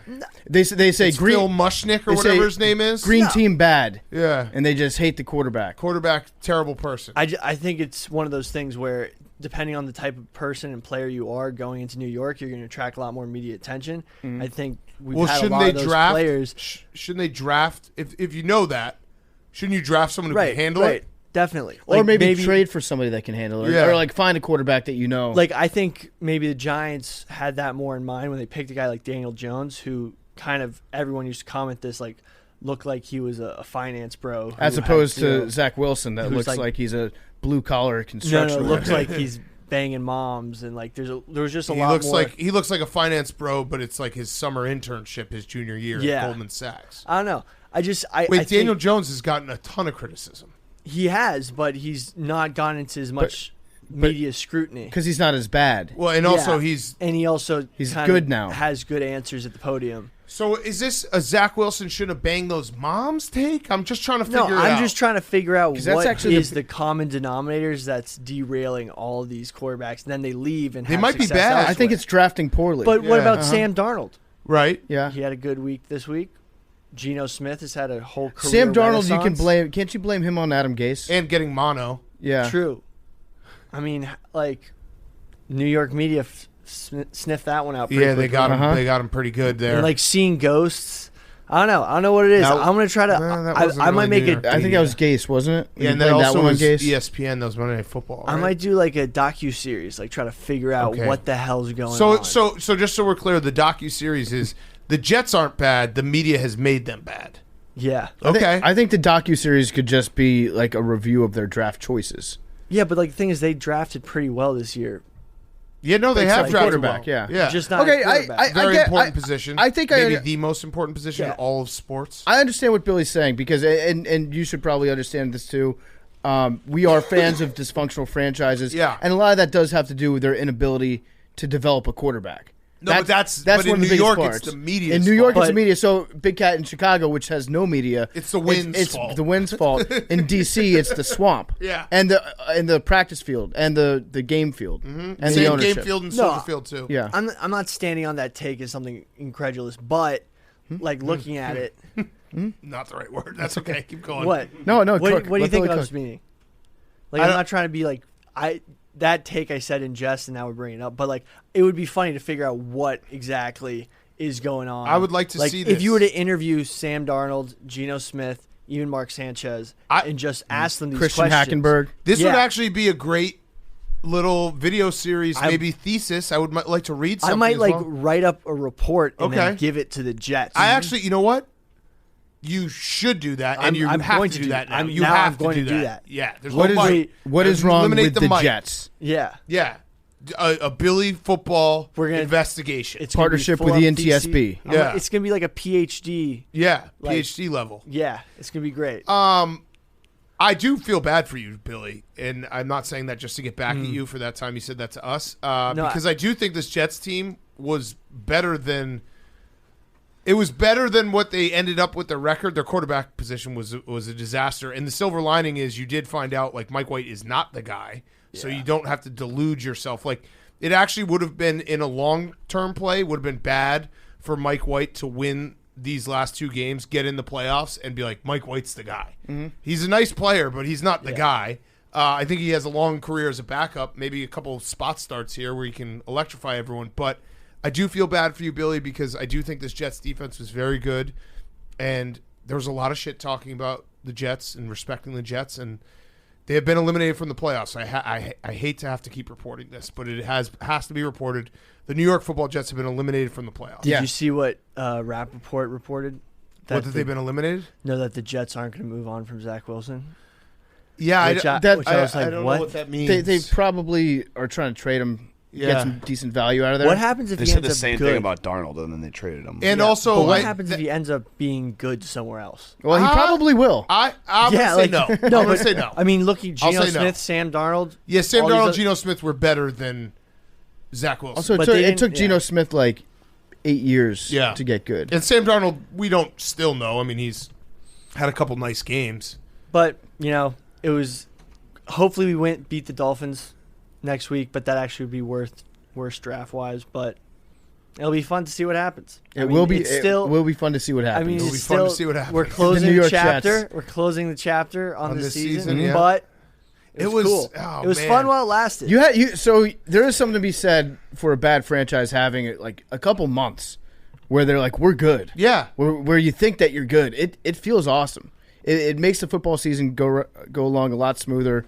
You feel better about yourself when your football team's winning. So I'm happy for Jets fans because of that. Yeah, and for September and October. And also, you have a great scapegoat in Zach Wilson. Yeah, it's really easy to be like, in the media, this dude's the reason why our season sucked, but only because the media made him bad. Right, exactly. So there's double blame. Yeah. But 6-3. The very dishonest, lying New York media. No, and by the way, the one win was against the Bears, who were trying to lose, and it was Trevor Siemian. Oof. So, it's been bad football. I know you have that Robert Salah Coach of the Year ticket. What percentage do you think that might cash? You never know. Maybe people put in their votes in October, Hank. I don't know. I mean, I said it was going to be a coach from New York, Dable. You said I think that? Dable's definitely going to, go back, check the Okay. tape. I said it was either going to be a coach from New York, Dable or Salah. And, But you only bet on one. I only posted one. So you did bet on the other. So can we see you bet the other on one? both of them. Can we see the other one? So Billy, the other ticket? when you put your bet in and you placed your money on the Giants, what were the odds on that for Brian Dable? I bet on Salah. Yeah, we knew. That's a constructive way of saying I did not bet on. I said Brian Dable. I said said Dable. But whatever. Anyway, No, Billy. Listen, we're giving Billy a lot of shit, but honestly, it will be interesting to see what happens. Because what if we pick up Lamar Jackson? It will be fun to see what happens. We could pick up Lamar Jackson. yeah, but how is he going to deal with the I media? don't think Lamar Jackson wants to deal with New York media. No. Absolutely not. I mean, taxes. Tyreek don't want to come here. Maybe some of that good water would be good Maybe for it's his guts. taxes. You think Actually, it's that taxes? might be like one of my body paragraphs. Taxes. Why taxes have impacted the New York Jets. Oh, I like that too. Yeah, it's good. Yeah. It's really good. Okay, and then That's Seahawks. probably why Sam Darnold was going out in Hoboken. Yeah. Probably why he was Taxes. slumming it with 22-year-olds instead of making out with high society people on the Upper East Side. True. True. The Seahawks are still alive. Pete Carroll's never lost 4 games in a row with the Seahawks. They staved that off today. They looked a lot better today, and that's a good Jets defense, and they were all over them. Never really a doubt. And now the Seahawks have to win and have the Lions win for them to get into the playoffs, to get that 7th seed. Yeah, it could happen. The Seahawks just kind of keep hanging in there. Pete Carroll, probably never going to retire. Probably just No. going to coach football and look like he's 55 for the rest of his life. Yep. I wonder what he's going to do when he does hang it up. It's because he probably doesn't want to go through a complete rebuild, right? No, and we don't want that brain out there No. free No. with no football to tie it down. I don't know what he's going to do. A lot of free Kinda hours. scares me. Maybe uncover the world's greatest mysteries. He's probably going to figure out why the media is treating the New York That's Jets. true. He does have a lot of conspiracies about Jets. Yes, that's true. All right, last game. Oh, actually, we'll do Sunday Night Football as well. Packers 41, Vikings 17. This was an absolute shit kicking. It sucks that I wasn't able to enjoy this because I was in a rock and a hard place where we've been on the Vikings are frauds, and then now it seems like Aaron Rodgers is going to actually do this. I don't know how he keeps doing this, how he keeps getting away with it, but the Packers are in a true win and get in situation week 18 at home against the Lions. It's fucked up. I just hope they have to play the Niners and get absolutely pumped by them, but fuck, they're playing decent football right now. The good news for you is, like, if they don't make the playoffs at all, then you don't get to watch Aaron Rodgers lose in the playoffs. Yeah, no, it's another banner. That's Yeah. actually, like, it's a banner for him in a weird way if he doesn't make the playoffs. Yeah. It's a year without a loss. It was this game sucked because I've been nice to Cousins 3 times this year. Mm-hmm. Somebody tweeted this at me and let me know there were 3 times that I believed in Kirk Cousins. Before the Eagles game, before the Cowboys game, and before the Packers game. So, hand up, I should never, but you should want me to not believe in the Vikings. Yeah. The Vikings fans should beg me to just stay away from their team. I'm happy to do that. It'll probably happen naturally. But here's some fun stats courtesy of Stathole Sports about their point differential. The Minnesota Vikings are at 12-4, negative 19 in their total point differential this season. Since the 1970 merger, the average point differential, guess what the average point differential is? For what? For 12-4 teams. There have been 88 of them. Let's say 70 plus 75. 119. Whoa. Average plus 119. And there are 3 12-4 teams, the 49ers, the Cowboys, the Vikings. 49ers plus 148, Cowboys plus 145, Vikings minus 19. Yeah. And the Raiders are minus 5 this season. So the Raiders are 14 points better as the season goes than the Vikings are. Damn. Yeah, I mean, the Vikings, they've won 11 one-score games. They beat the Packers by whatever it was, like 16, week 1. And then their 4 losses are 24-7 to Eagles, 40-3 to the Cowboys, 34-23 to Detroit, and 41-17 to the Packers. When they lose, it's bad and it gets ugly. And we've talked about the Vikings so much in this podcast. It's just, it is what it is. I think we're going to be right in the end. Doesn't take away from being an incredible season. And Kevin O'Connell also is very much alive for Coach of the Year because he took a team that didn't make the playoffs last year to an NFC North title. But, yeah, they got absolutely smoked in this game. And I love whenever a guy talks shit and backs it up, and Jair Alexander did exactly that, calling week 1 a fluke. Completely shut down Justin Jefferson. He had 1 catch for 15 yards. He also, lost his mind on the sideline. Did you see that when he tried to hit him with a helmet and ended up hitting the ref? Yeah, Justin Jefferson? Yeah. Took his helmet off, tried to hit him because he was so pissed off that Jair Alexander tried to gritty. He grittied on him. Yeah. So he Which broke up you're a allowed pass. to do. You are. That's the point. That is the double-edged sword of coming up with an awesome celebration is that people can do it right back to you in your face. Yeah. And that usually happens. So, Jefferson took his helmet off, tried to smash it on him, and just missed. Hit the ref in the back. That was tough. Shout out to Vikings fans out there because there's one guy on Reddit. Hank sent this to the group chat. Yeah. I love this theory. There's a Vikings fan on Reddit that's suggesting that the Packers overwatered the middle of the field. That would only affect the Vikings players. To slow down the Vikings. Yep. But not the Packers. Wait, they play on the same field? They play on the same field, but Big Cat, you don't understand. It was covered in water and slopping wet, and Green Bay hasn't received any precipitation since December 23rd. Wow. So this guy, Glass Cherry 425, thinks that they hosed down the field to only their advantage because you could see it drying as the game went on, and Jair knew that he only had to guard the outside because Justin Jefferson wouldn't cut across the middle of the field. Whoa. So it's completely tilted, NFL rigged. At maximum, it was borderline cheating, according to this guy. It's dirty move by the Packers, according to Glass Cherry. They had time to prepare their tactics. He wants answers for why the field was slopping wet. Okay. I have a theory on why. Why? I think that they have a sprinkler system installed Probably. in Green Bay, and I think that the system, it sprayed water on the grass. Honestly, if they did do this, that's like an incredible move. It's classic Packers. I mean, it's just, I have no problem with it. If you take it, if you're like, hey, we're gonna maybe make it slower for ourselves too, Yeah. and hope this just affects them more than it affects us. That kind of rocks. Well, so what I'm hearing here is there was no precipitation since December 23rd, Right. And it's a grass field, right? Yeah, What does grass need to grow? water. Probably they were probably watering their field, Yeah, to make the grass grow. that is true. And trust me, it could go way deeper than that, but that's my general take on it. Wow. Okay, so illegal game. Packers didn't actually win.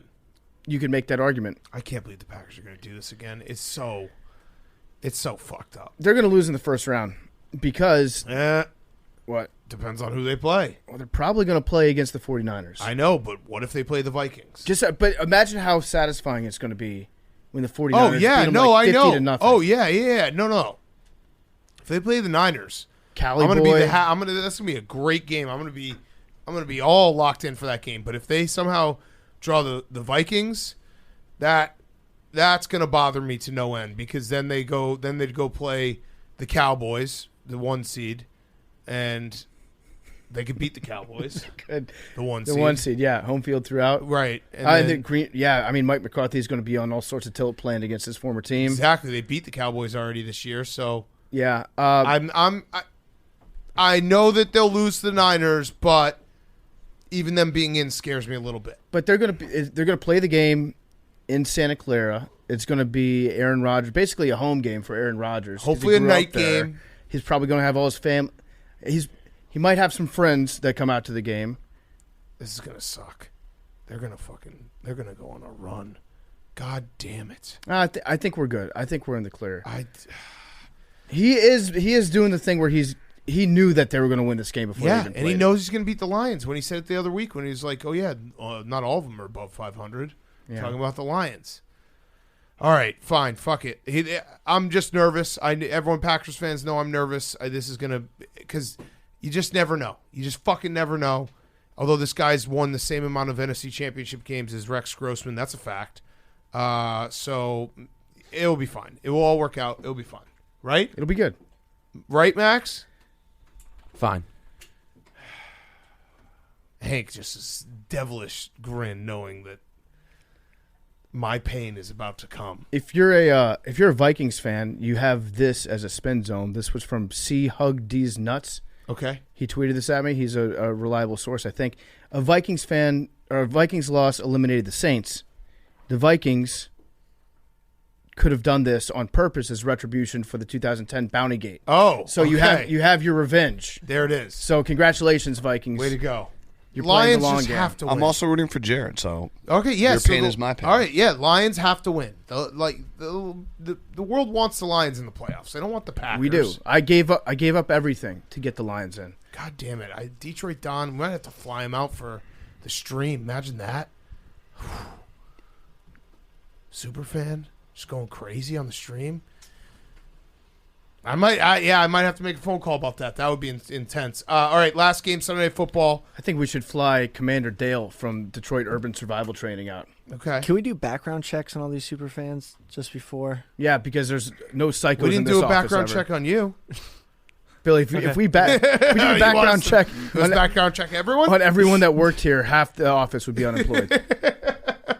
That's a Pandora's box you Yeah. do not want to open. Come on, Billy, use your head. All right, last game, Sunday Night Football. Steelers 16, Ravens 13.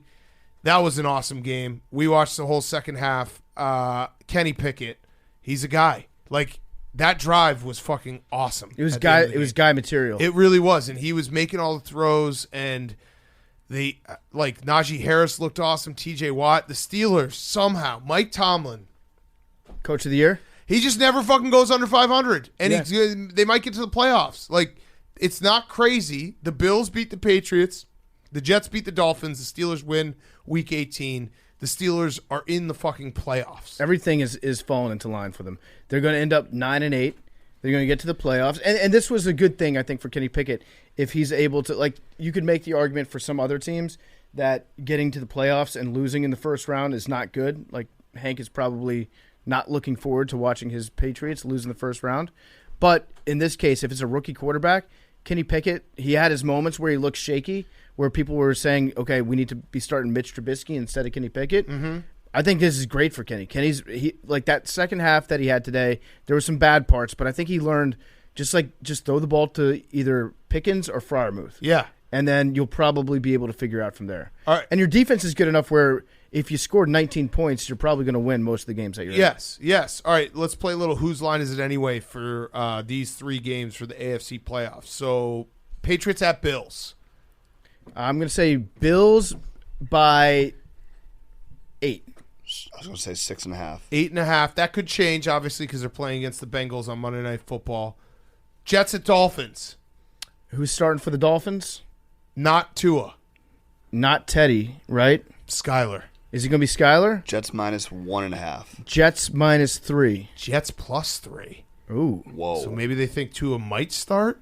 That's that New York media. That is. Hating on the Jets. He could start maybe?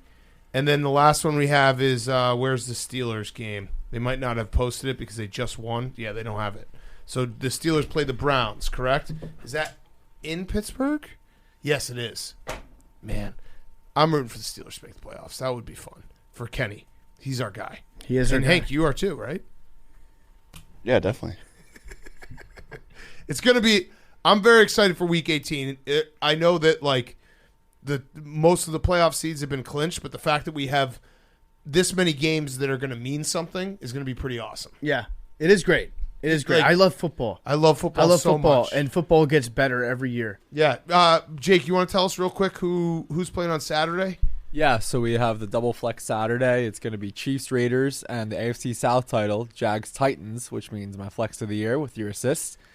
Looking like 50-50 because it looks like it's going to be Lions Packers or Ravens Bengals. Right. Okay. Ravens Bengals or Lions Packers. Yeah. The Bengals do win the NFC or say AFC North with a win on Monday Night Football. Right, so if they win, I think we're in the clear. This game is going to rule so hard. Yeah. I can't It's wait. the most wins in a combined Monday Night Football game since 1997. That's pretty much ever. Yeah. Also, so all the Sunday games are TBD. I think they're going to make all like the relevant games at 4. Yeah. So 1 o'clock slate's probably pretty weak. It's going to be a long night for us, But, boys.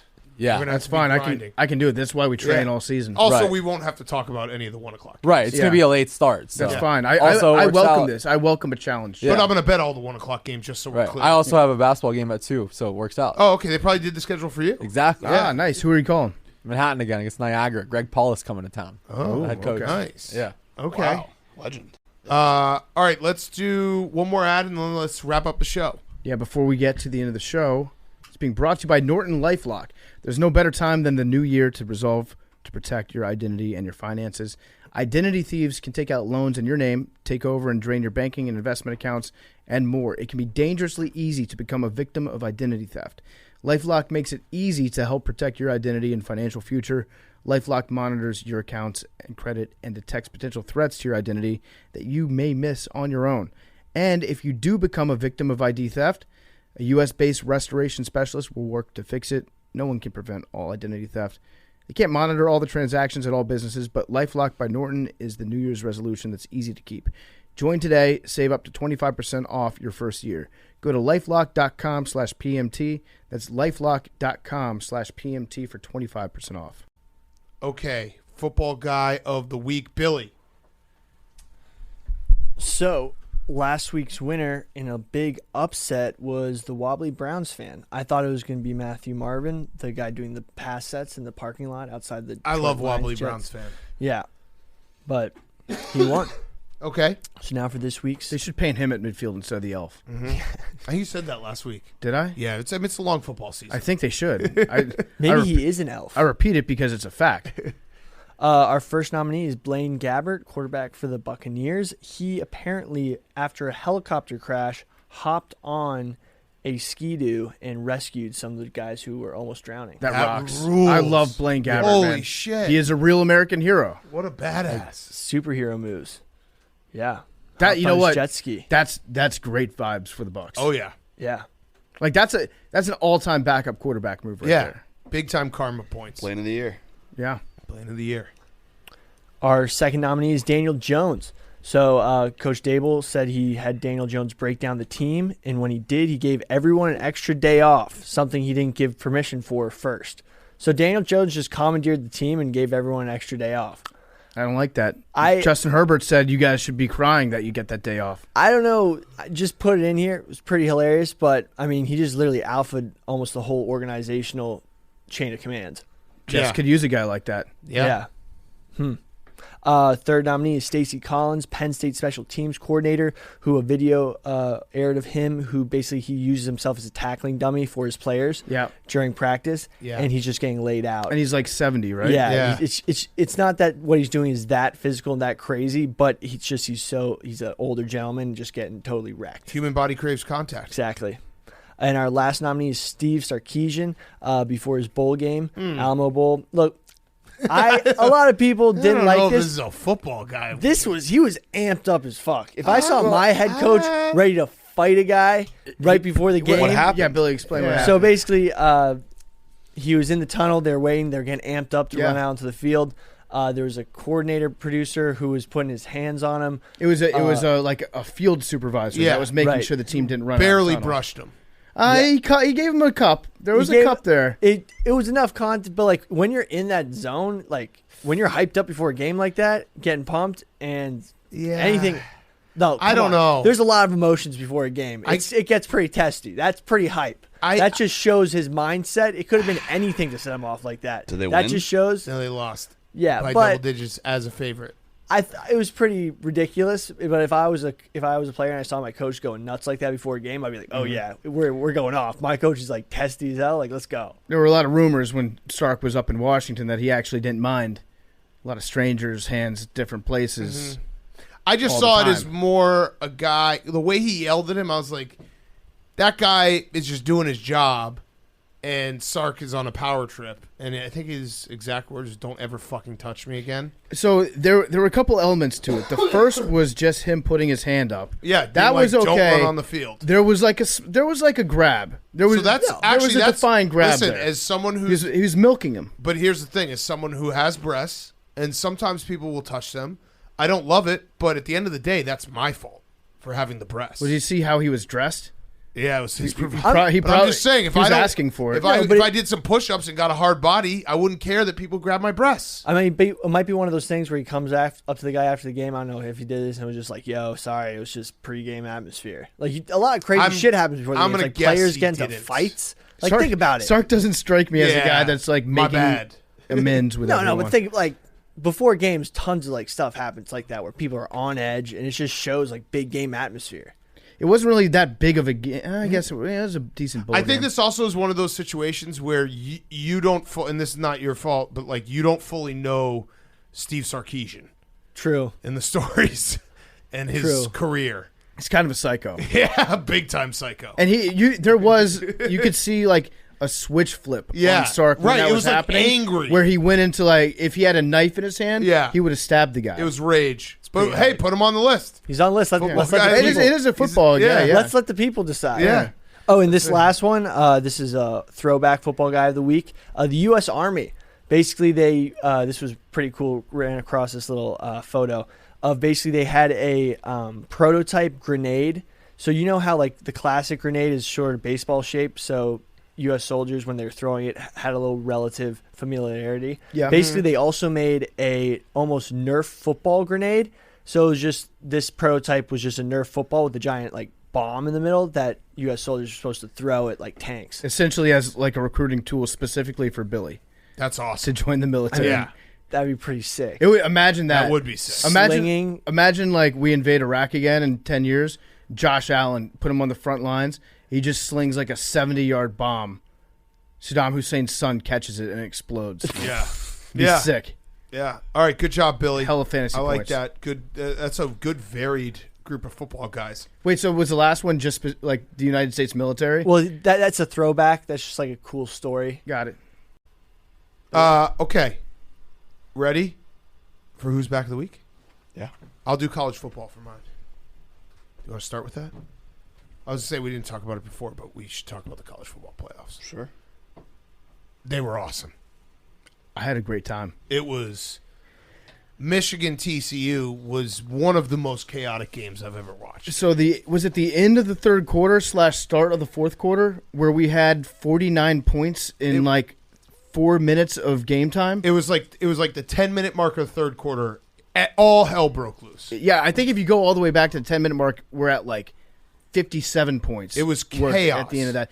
It was incredible. It was like as soon as TCU felt like they were letting Michigan get back into it, there would be just a guy breaking through in the secondary for TCU, and you're up 14 points. Again. It was also it was basically anytime Michigan decided they were going to blitz, TCU would score an 80-yard touchdown. Yeah. Because they just couldn't cover everyone. And Michigan did get screwed in that first half call. I don't know what the fuck the review was. He scored a touchdown. Yes. And then they fumbled on the goal line the next play, but that was a touchdown. I still think that TCU, the season they've had, and it felt like they could keep scoring if the game went on for another, 5 hours. They just would have kept scoring. Yeah. So I'm not going to say that Michigan should have won. I just am acknowledging the fact they got screwed.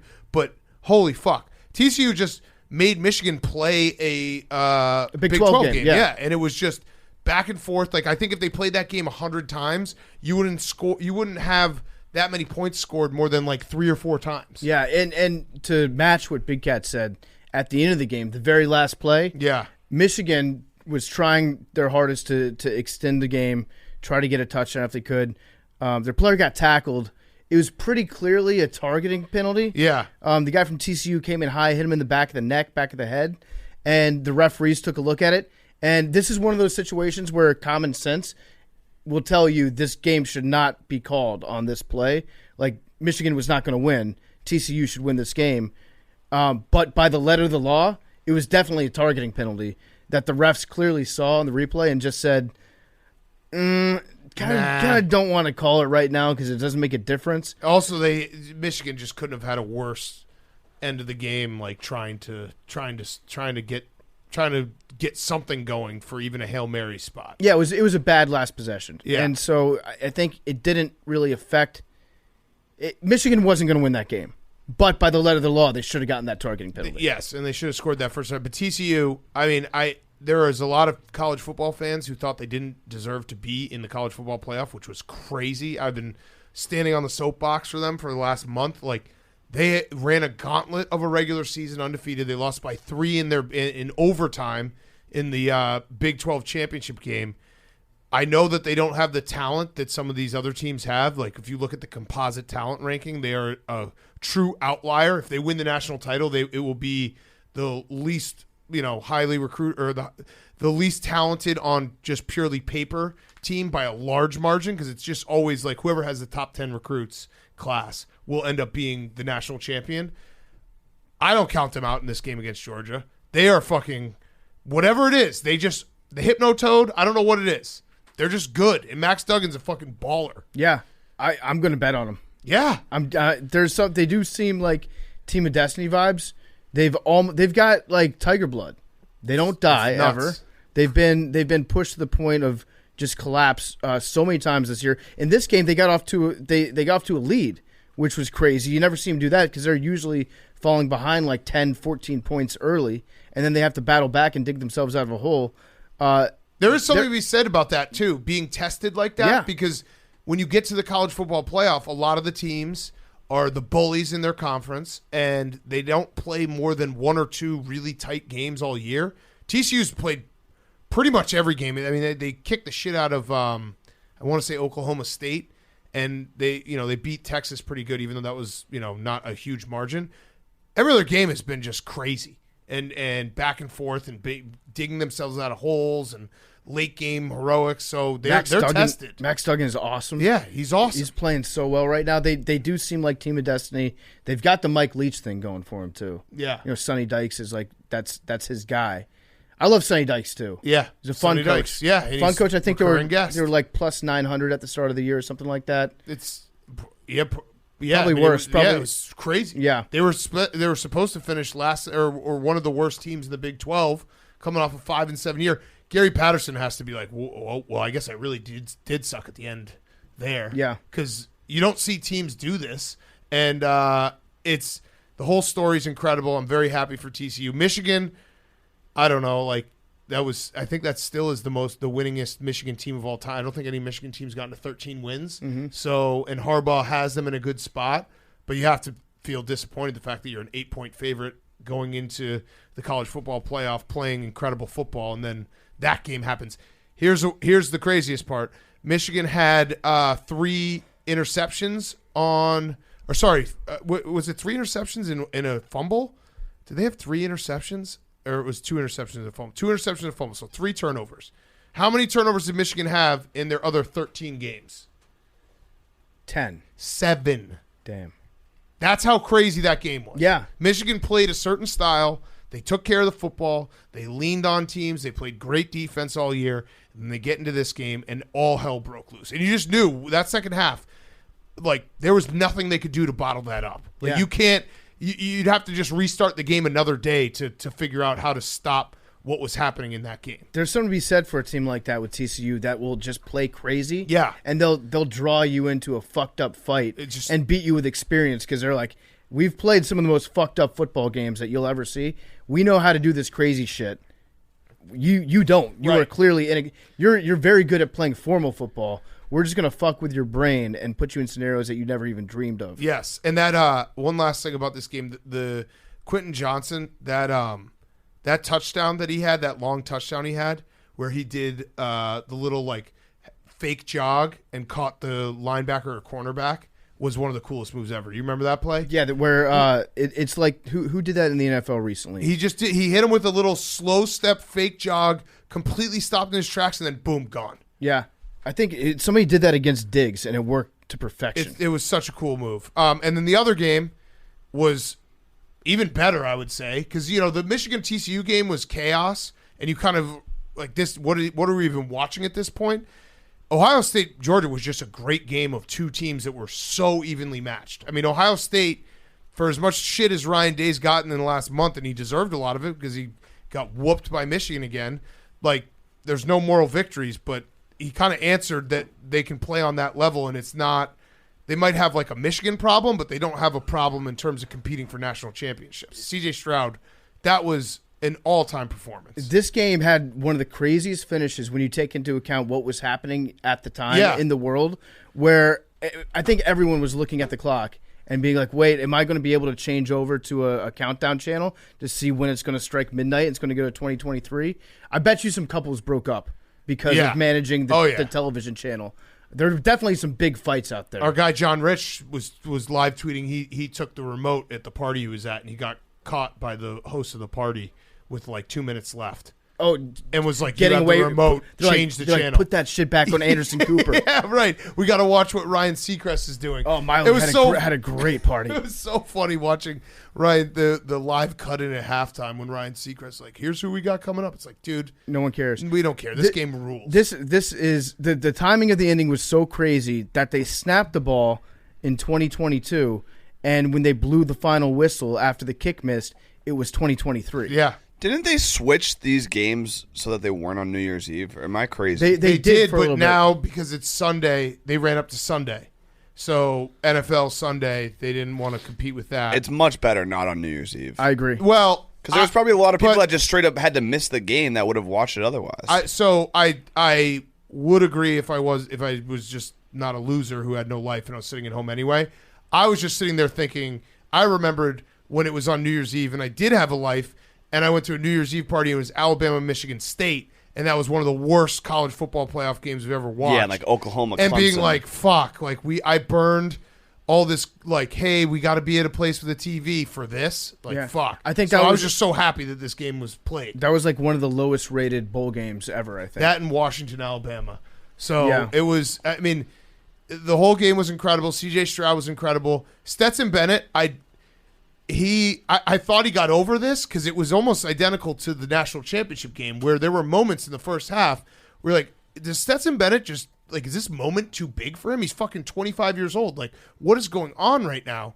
And then when they needed him the most in the fourth quarter, he had 3 touchdown drives, and it was like, oh yeah, Stetson Bennett's pretty fucking good. He is actually very good, and I think he's gotten faster over the years. Yeah, too. He's moving around better in the pocket. Ugly crier, very ugly crier. Ugly crier after the game, and we should say that Kirby Smart now goes down in history as the greatest timeout of all time. The timeout for the fake punt. I do appreciate Ohio State fans still saying that it happened after the snap, even though they literally have a simulcast. ESPN, does it on like 17 channels. They had the simulcast where they're following the coaches, and then the game is in the right box, and you can see him call the timeout. I don't know, solid like 5 seconds before the snap. The ref was a little slow on it. It was a little slow, but and the graphics department was slow. It goes down. I mean, I tweeted last night, Chris Webber, worst timeout ever.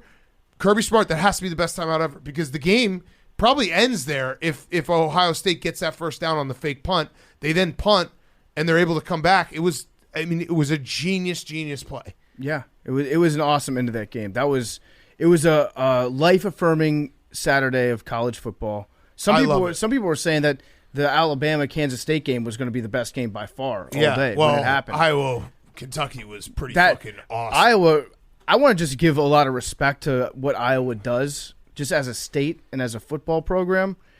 And anybody that spends their time watching Iowa football all year, you should be eligible for USAA. Yeah. If you sit down and you watch every single Iowa football snap, because they find weird ways to win, but then you go back and you think about their season and you have no idea how they scored a single point. Yeah. So Kentucky's offense on Saturday, these are their drives: punt, punt, punt, punt, pick six, punt, punt, pick six, punt, punt, punt, turnover on downs, punt, turnover on downs. Respect. I mean, respect to Iowa. Wave to the kids. Insane. Wave to the kids. You knew when it was 14-0 that the game was over. And Bryce Young was incredible. He was dropping dimes. I don't want to say that. I mean, watching Bryce Young and C.J. Stroud, it's like these guys are going to be really fucking good in the NFL. Yeah. And C.J. Stroud using his legs, which it's insane that. I don't know if Ryan Day told him or if it was the game plan. Like, Ryan Day called a perfect game. C.J. Stroud does not run even though he's fast. Mm-hmm. And he was a weapon. He should start running a lot more. Maybe they were just saving it for that moment. But I walked away being like, Ohio State, like, again, you never are happy, or you're never like happy after a loss like that. But at least all those questions that were happening in the last month after you got lost to Michigan, you kind of answered them all being like, yeah, we're still an elite program that's, top 5 and can compete for national championships. I think what it comes down to, and you know more about the Big Ten than I do, so stop me if I'm wrong on this, but I feel like Michigan was designed specifically, they were re-engineered to beat Ohio State, to win that game. And then the rest of that division that they play in is kind of dog shit. So they're able to use their superior recruiting and bigger people generally to just shove everybody around. But they were built to beat Ohio State. They ran into problems with TCU because TCU does not play a style of football that Michigan was designed to beat. Ohio State is designed to beat everybody else except for Michigan. Yeah, no, Ohio State's definitely like the way they've built their program up. It's to compete for national titles. The only thing I would say is that Michigan, I wouldn't say. Michigan was designed to win a national title too, just in a different way because in the 1980s. No, but they're not like an Iowa or Wisconsin. Like they're a real deal and they run a real offense. It's just that game against TCU. I throw my hand up. I'm like, you can't. It just it got crazy. Yeah. You can't. If they play that game again, I think TCU can still win it. But like I said, the turnovers, 7 turnovers all year, and then they had 3 in one night. Things got out of hand. So I wouldn't say, like, it's not some existential crisis that Jim Harbaugh has to, like, figure out.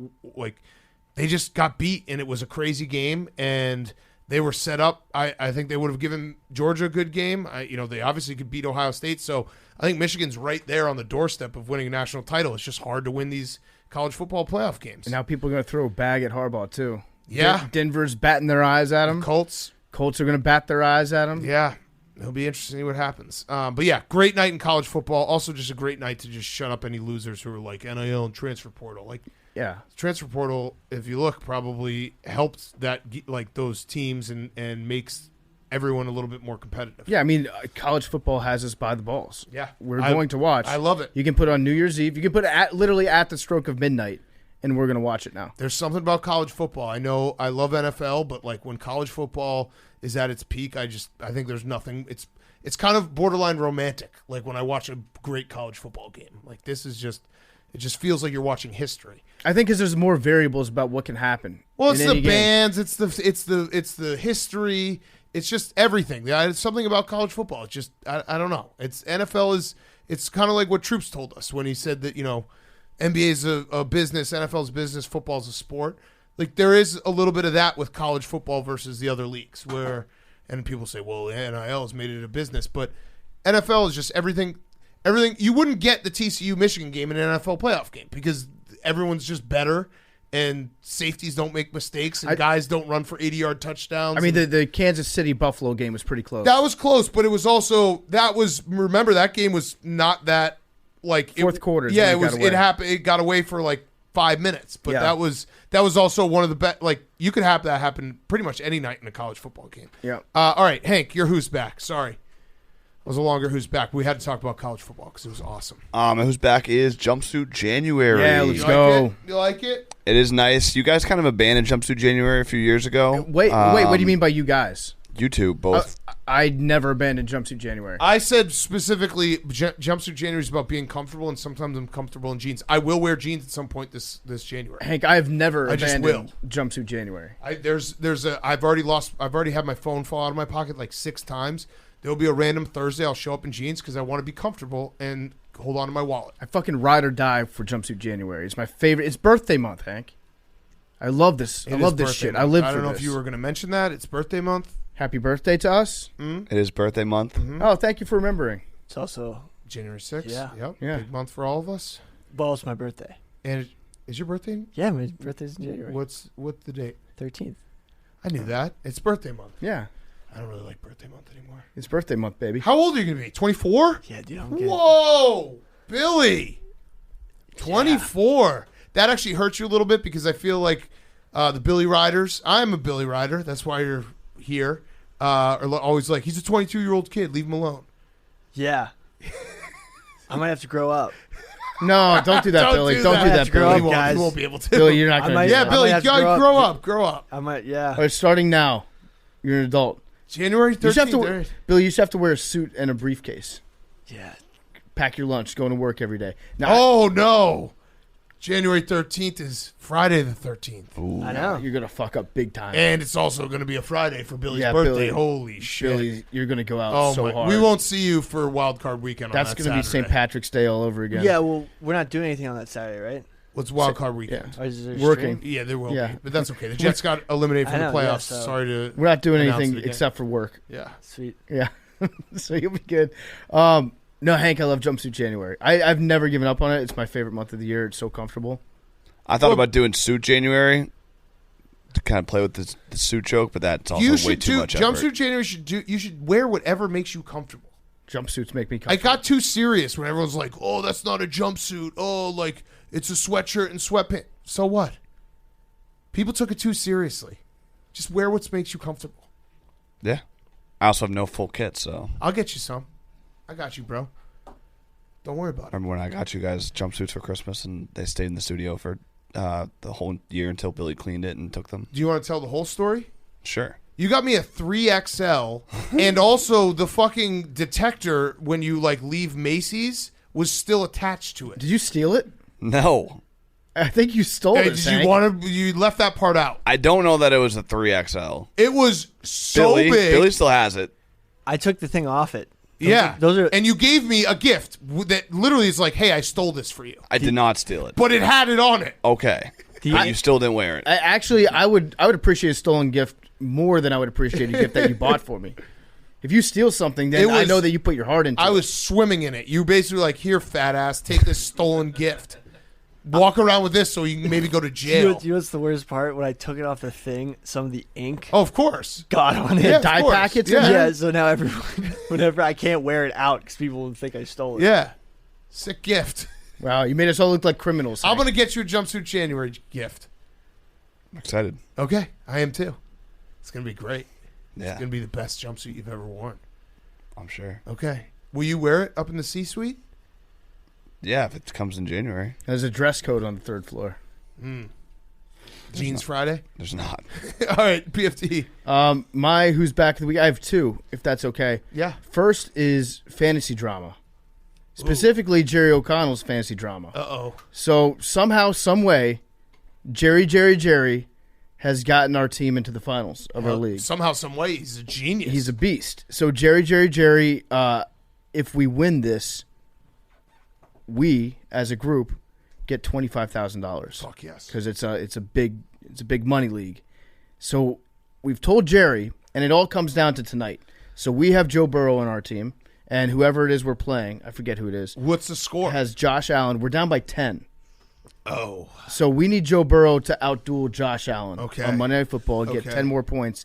If that happens, we get 25 grand, boys, and we're inviting Jerry O'Connell to New York, and we're going to take him out on a shopping spree. And also a football watching spree. I want. We were talking about it last night in the group chat. I want Jerry. I want to get him a first class ticket to New York to watch NFL football with us. He can pick whichever Saturday, Sunday, whatever he wants to do. Sometime in the playoffs, just sit and watch football. I want to go. I want to do. Supermodel wife not invited. I want to no. Ew, gross. Yeah. I want to go do a Brewster's Millions things where we just go to a toy store. Yeah. And Jerry just decides what kind of toys to buy. Yeah. Until he spends 25 grand. We should actually just do that at like a Lids or somewhere we can get jerseys. Oh, Lids would And be just sick. see Foot how many Locker, jerseys you can get. Yeah. Claire's. Yeah. I Yeah. liked your hibachi idea. Oh yeah, we should get. Yeah, we're gonna get. We're gonna Sounds go good. to. We'll rent out a hibachi place. Oh, hibachi would be good. But just or imagine us Margaritaville. all in just random NFL jerseys at a hibachi place, just the boys. That'd be great. Hot topic. How fast do you think that Jerry would it be possible to spend $25,000 in a Spencer's Gifts? Yes, I want to find out. you might have to legally buy one of the workers, That's fine. but yes, We can make that happen. Yes, I'm gonna say yes. What do you say, Billy? What, Billy? I'm pretty sure like they have life-size dolls in there. Oh yeah, So Life-size you dolls. just end up with 25 Life-size dolls. Life-size dolls. yes, Okay. life-size dolls. All right, what's People your think other hot seat? I'm Andrew Tate. My other Top hot G. seat, top G, but my other hot seat is, or my who's back is just being in really good shape because it's New Year's. Yep. And we are officially starting to become a hot bod podcast Hard right bod. now. Hard bod.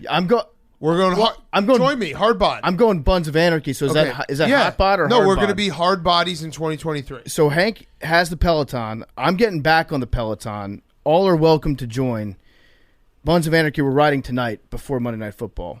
We're gonna ride at 7. So we're gonna follow Buns of Anarchy on Twitter. So we'll post the official schedule. But the bottom line is this podcast is gonna be fucking sexy as shit. Yeah. By the end of January, we're getting Super Bowl abs. Yeah, I'm going to be hard body city. Max and I are about to fucking.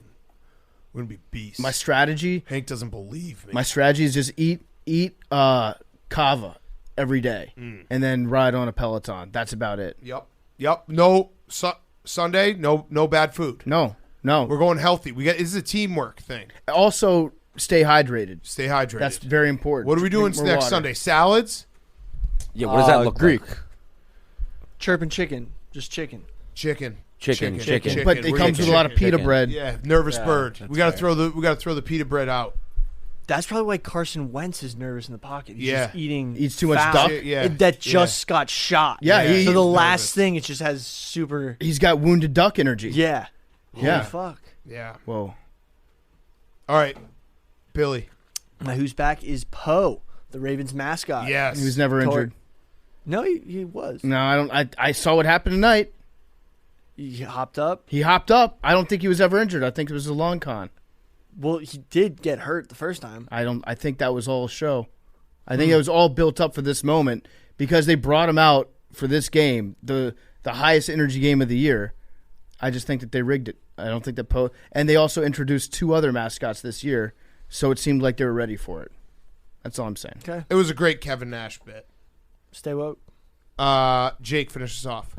My who's back is John Cena. He wrestled for the first time in more than a year. His streak is now every year he's had a match since 2000. Wow. He beat the buzzer. And so Current guest. It's interesting that right when he wrestled, Barbara Walters died. Let's not talk about that. I know, that's what I'm saying. It seemed like we can joke around all we want and we can do our little wrestling thing, but let's have some respect for a dead journalist icon. Agreed. I thought it was in poor taste that John Cena continued to wrestle. That's Agreed. Okay. That's the show. Drum roll. Is this not flex of the year? Grand finale. Here's the grand finale. So here's what's at stake. Everyone who's followed along, we said Hank, he gets till the new year to win the lottery ball machine, which have you ever won it? No. Okay. Nope. No, Just I have wanted not. to make sure. Yep. The Jets are eliminated from the playoffs, and have you ever won this? I have not. Okay. I have never won. So if Hank wins this one, PFT and I owe him $5,000 combined. If he doesn't, he owes us $5,000. Now, we talked about it before. I don't really want to take your money. I do want to take his money, but I'm not going to because it'll make me seem like a nice guy. Yeah. Well, I just don't want to take his money because listen, like he's got golf to play. I'm not. No, sure I'm down. Listen, I'm not. I don't want to sound like I'm getting out of the bet. No, you were not. You were not. Like, I wanted specific. You were not. I thought it would be interesting because you got to always evolve and figure out what's next. I threw out the idea that if you do not get this, Hank, I think that everyone in this room on Sundays we put $20 into a jar, and that becomes the pot, and it just rolls over. So every week you put in $20, and if anyone hits it, they get the pot, and Hank has to match the pot. So then I would take your money. That's fine. Are you okay with that? Yeah. Because then it would be exciting if anyone else got it. They get the whole pot, and Hank matches up to $5,000. I'm fine with that. I also threw And out, also I just also the idea of threw you out- having to give like Billy or Jake money would be so fucking awesome. Quick question: is it 20 each? 20 each. 20 each every week. And Billy, Can I you know afford it? the next question, you don't have to play, but you're not going to win Right. if you don't put you your can money in. you Right, can right, right. absolutely sit out. Can I Venmo? No. You're going to make this That's very Cash, difficult. cash, Okay, it's gotta cash, be cash, cash? cash, cash, cash. We actually have a safe. I think Meme's got a Really safe. scared of cash. That's Yeah. good He for is us. cash. Yeah.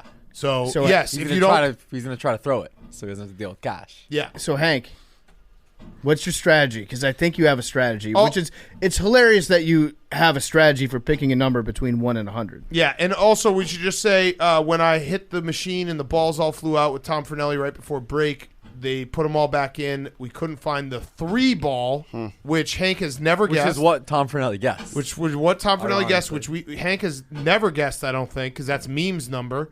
So Memes got screwed. Hank did not get screwed. Actually, it was actually in his favor because it's less balls that he has to guess right. Sure. So you're even worse at this than we thought. Whitewashing history. So just want that on the record so Hank can't say, oh, this is bullshit. What is your strategy, Hank? We sat down over Christmas, my family. It was a big topic of conversation. My dad threw out this idea. It's all I got left. Vin Diesel, you got to roll with family.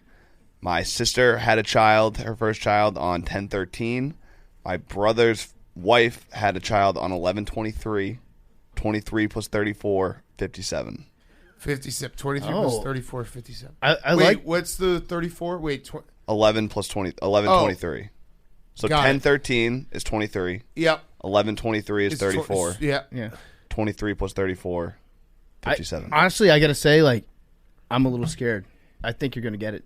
57 is a good number. Family. It's a good number. How many times has 57 hit? I've processed this, and I'm pretty confident in saying you're not going to get it because you fucking scared. suck at 3 this times. so bad. It's a 3-time It does- champion. But it's Hank. It's a good number. He can't get it right. He's Family. so bad at this. Vin 57 is good. The funny part is when Hank gets this right, which he will, because 57 is a fucking lock. Everybody's going to say that this was totally set up, and since it's the last one, they're not ever going to believe that you got it right. Yeah. But also good news because you're not going to get it right because you're Hank. But he has a 1 in 99 chance instead of 1 in 100. Yeah, that's true. Better chance. All right. I'm going to go with 17. Quick crowdsource thing on that. Yeah. If anyone looks back to any of the YouTubes and sees number 3, we're trying to figure out when it may have been lost. going through old ones. So just maybe a group effort. Quick crowdsource. Billy, what percentage of your job do you think is crowdsourced? That you put out AI and crowdsource.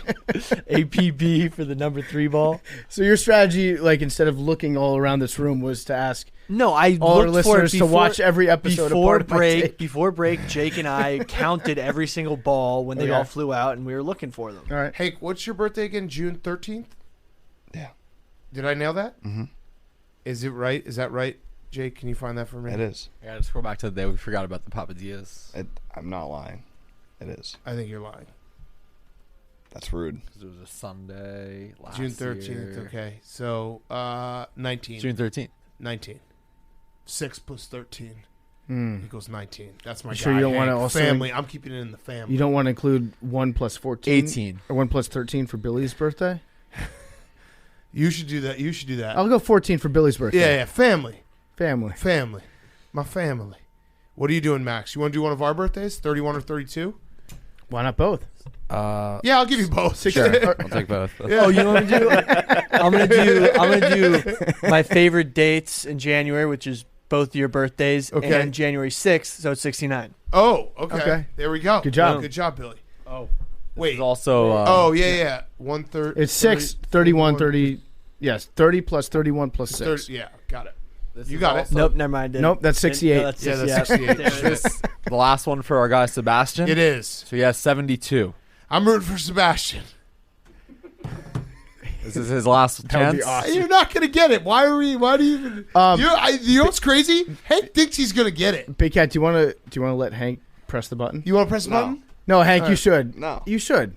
I don't like the tricks you guys have been pulling. Well, this is the opposite of All a right, trick. I'm doing 19. Let's just recap. 19, 14. 14. Billy, you have 68. Oh no.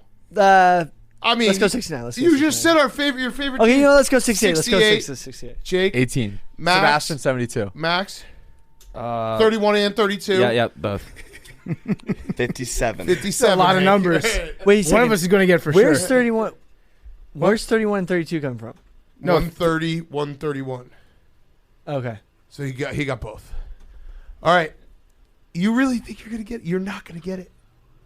You're not gonna get it. Oh my god. Why are you nervous, Jake? You guys are I'm not nervous. It's like but you guys are a lot losing of your minds. drama. Hank doesn't get this. He will never get it. Dude. He will never 69 get it. almost happened.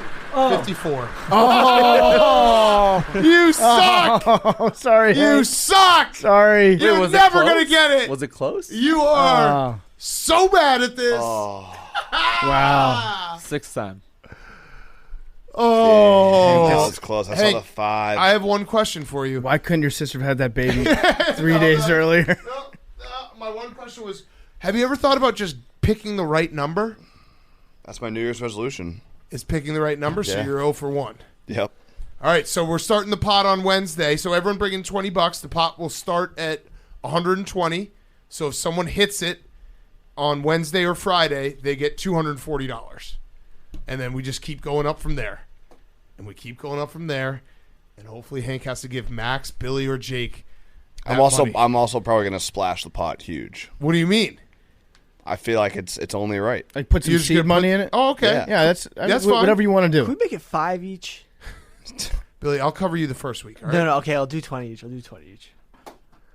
It's literally just the dinner that we buy I know. on Sunday. Just come a little earlier. You'll get lunch too. You don't have to play. You don't have to play. Yeah. That is a fact. No, but I want to play. You don't have to play. You could just guess. Broke boys need not apply. Actually, New Year's resolution, I'm not being a broke boy. Oh shit, my finger just slipped. Sorry. Just count. No. Come on. No. Come on. No.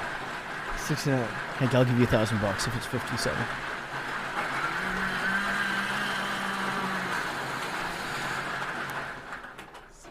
$66. Damn, I Oh, wanted damn. it to be 57 so bad. He would have. What would you have done? Rooftop. Thrown something? Rooftop. Hideki. You'll never get it. You're never gonna get it. Love you guys. My finger slipped again. Sorry.